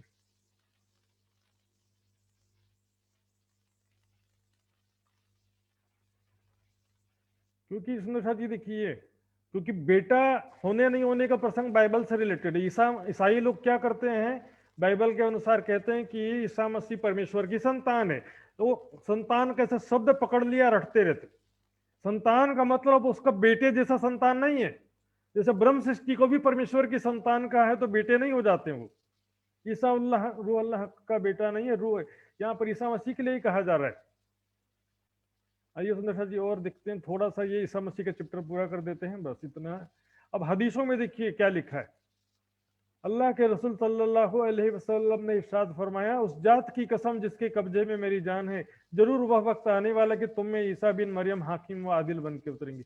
देखिए, ईसा रूहुल्लाह कोई नए ईसा की या सेकंड क्राइस्ट या दूसरे ईसा मसीह या कोई दूसरा नया ईसा रूहुल्लाह के उतरने की बात नहीं है। ईसा बिन मरियम, मरियम के पुत्र ईसा हाकिम व आदिल बन करके उतरेंगे, फिर से आएंगे। अल्लाह, दूसरा हदीस है ये, बुखारी और मुस्लिम शरीफ में आते हैं। अल्लाह के रसूल सल्लल्लाहु अलैहि वसल्लम ने फरमाया, उस वक्त तुम्हारा क्या हाल होगा जब तुम में इब्ने मरियम उतरेंगे, अर्थात मरियम के पुत्र ईसा उतरेंगे, और तुम ही में से एक आदमी तुम्हारी इमामत कर रहा होगा। और वाणी में देखिए सुंदर साथ जी, वाणी में छुपाई में कहते हैं, कहे मोहम्मद मसीह आवसी ले कुंजीला हुसे। मोहम्मद साहब ने हदीसों में और कुरान में क्या लिखा है, ईसा मसीह दोबारा आएंगे। मोहम्मद कहे ईसा मसीह, तो मोहम्मद साहब ने कुरान में हदीसों में क्या कहा है, ईसा आएंगे, ईसा मसीह दोबारा आएंगे और इमाम मेहदी आएंगे। इस तरह से ये जो सारी छुपाइयां, हजरत ईसा रूह अल्लाह नाम, कहूंगी जो कहिया अल्लाह कलाम। ये वाणी की छुपाई झूठ कह रही है, जब लिखा है कुरान में तब तो ईसा रूह अल्लाह कहा जा रहा है। और सुंदर सा जी देखिए, इसी चीज को जो है वाणी में क्या कहा है, ज्योतिष कहे विजया विनंद आय के करसी निगंध, अंजिल कहे ईसा बुजुर्ग आए के करसी, जहूद के मुसा बड़ा हो या कि हज छूटे सब कोई, यो उर्जे सब नाम जुदे धर रब आलम का आया आखिर, अपनी अपनी में समझे सब जुदा न रहे कोई, अब कोई भी जुदा रहने वाला नहीं है, अपनी अपनी में समझे सब। तो ईसाई क्या बुद्ध निष्कलंक स्वरूप समझ करके आएंगे, प्राणनाथ जी के चरणों में क्या समझ के आएंगे, सेकंड कमिंग ऑफ क्राइस्ट, हमारे ईसा मसीह दोबारा आए हैं। ईसा रूह अल्लाह कहा भी है वाणी में, ईसा मसीह भी कहा गया है। ऊपर मैंने चौपाई बताया आपको कि ईसा मसीह आए के पहले किया सरंजाम काटे आओ दज्जाल के, ईसा मसीह आए के पहले किया सरंजाम, काटे आओ दज्जाल के पीछे आए रसूल इमाम। इसमें सच्ची से बेशुमार छुपाइयां वाणी में हम देखेंगे। रूह अल्लाह, ईसा मसीह, नूर नाम तारपन, ईसा मसीह शब्द भी आया है, ईसा रूह अल्लाह शब्द भी आया है। ये दोनों कुरान के या बाइबल के शब्द हैं सुंदर साथ जी। और सबसे खास बात ये देखिए सुंदर साथ जी, सुंदर साथ को मूसा का 71वां फिरका कहा गया। मूसा पैगंबर के 71 फिरके होंगे, 70 नारी एक नाजी। ईसा मसीह के 72 फिरके होंगे, 72 फिरके होंगे। उसमें से 71 नारी और एक नाजी। और सुंदर साथ जी,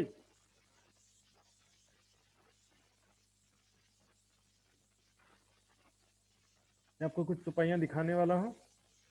पहले इसी का पूरा कर लेते हैं। ये देखिए, ईसा मसीह एक नाजी है, नारी 71 है, और मोहम्मद साहब के 73 फिरके हैं, 72 नारी एक नाजी। तो तीनों में से एक जो नाजी है, तीनों में से वो कौन है? ब्रह्म सृष्टियों की जमात है। हम ही मूसा पैगंबर का 70वां 71वां फिरका हम है, ईसा मसीह के 72वां फिरका हम है, और मोहम्मद साहब के 73वां फिरका हम ही हैं। तो ईसा मसीह के 72वां फिरका होने से हम भी, क्राइस्ट को मानने से क्रिश्चियन हम भी हुए, लेकिन जाहिरी ईसाइयों के अनुसार हम उनके जैसे नहीं है। जाहिरी ईसाइयों के हिसाब से ईसाई नहीं है हम, बातनी इस रूप से जो बाइबल के हिसाब से देखेंगे, वाणी के हिसाब से तो रहेंगे। जाहिरी के हिसाब से ना हिंदू है, जाहिरी लोगों के हिसाब से ना मुसलमान है, ना ईसाई। बातनी के हिसाब से हम मूसा पैगंबर के 71वां फिरके हैं, ईसा के 72वां है, और मोहम्मद साहब के 73वां फिरके सुंदर साथ को कहा गया है। और इसके अलावा सुंदर साथ जी और भी बहुत सारे बेशुमार प्रमाण हैं वाणी में, वितक में। तो वो सब प्रमाण हम धीरे धीरे करके समय के अनुसार देखेंगे। अब समय आज पूरा हो गया, तो ईसा मसीह का ये जो प्रमाण था हमने देखा। तो बाकी जो दो निशानियां और बची हैं, और ईसा मसीह के बारे में भी, जो ईसा रूह अल्लाह के आने के बारे में भी कुछ प्रमाण और भी मैं रखूंगा। वो सारा हम कल फिर से कल इसी से विषय को आगे बढ़ाते हुए सुनेंगे, क्योंकि ये विषय जो है, देखिए, पूरे वितक में एक बार अच्छे से लेना है। इसके बाद जो है क्या है कि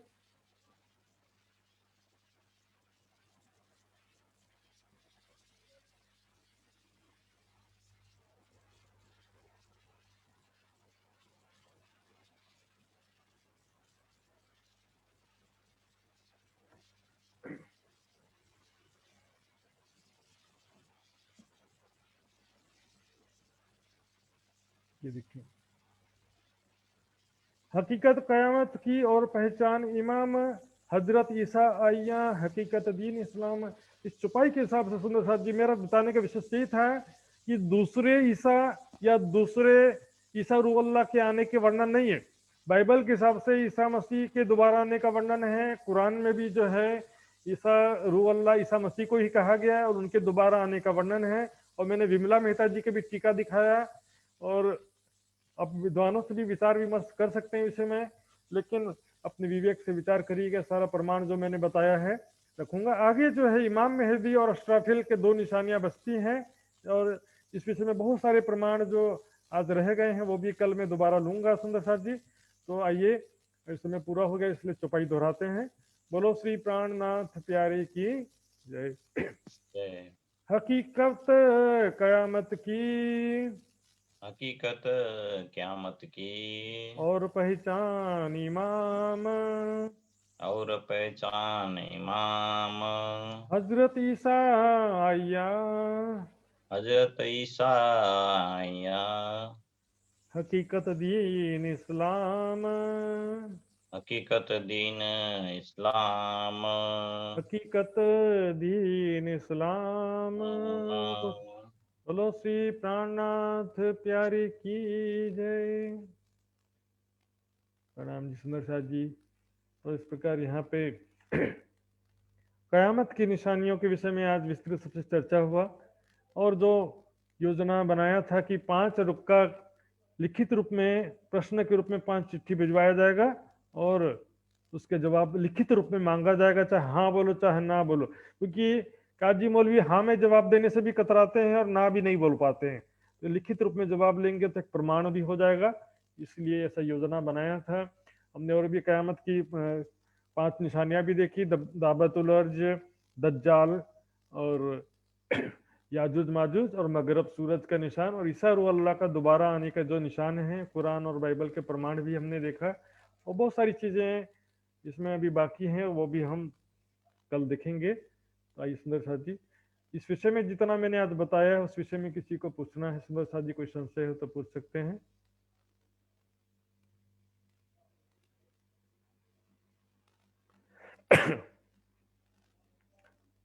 सुंदर साथ जी किसी को पूछना है तो हाथ खड़ा कर सकते हैं, रेज हैंड जो ऑप्शन होता है जूम में उसके हिसाब से। और यदि इधर पूछने में संकोच हो रहा हो तो व्हाट्सएप मैसेज में ग्रुप में फ़ोन नंबर से फ़ोन करके भी आप पूछ सकते हैं। इधर व्हाट्सएप फ़ोन नंबर अपना लिख देता हूँ। आइए सुंदर साथ जी, मैं क्योंकि समय अब ज़्यादा ना लेते हुए आदरणीय श्री लक्ष्मण जी से निवेदन करूंगा, आगे कार्यक्रम की रूपरेखा को आगे बढ़ाएंगे। प्रणाम सुंदर। प्रणाम जी। बोलो श्री प्राणनाथ प्यारे की जय, सतगुरु महाराज की जय। बहुत बहुत आभार प्रकट करना चाहता हूँ मैं महात्मा श्री सुशांत जी के प्रति। सुंदर साथ जी हर दिन नए नए प्रसंग से हम सभी सुंदर साथ जी को चर्चा सुना रहे हैं। सुंदर साथ जी इसके लिए बहुत बहुत आभार प्रकट गर्न चाहता हूँ सुन्दर साथजी। क्यामतको 7 निचायको विषयमा हामीले जान्नै पर्दछ र बुझ्नु पर्दछ सुन्दर साथजी। जुन प्रसङ्ग महत्त्वपूर्ण छ दीन ए इस्लाम अर्थात् निजानन्द सम्प्रदायको लागि र यसको विषयमा आज लगभग 4-5 वटा निशानहरूको विषयमा व्याख्या गर्नुभयो र साह्रै गहिराइमा गएर सुन्दर साथजी हामीलाई धेरै आनन्द भइरहेको छ, महसुस भइरहेको छ। धेरै धेरै आभार प्रकट गर्न चाहन्छु सुन्दर साथजी। आउनुहोस् सुन्दर साथजी, अब हामी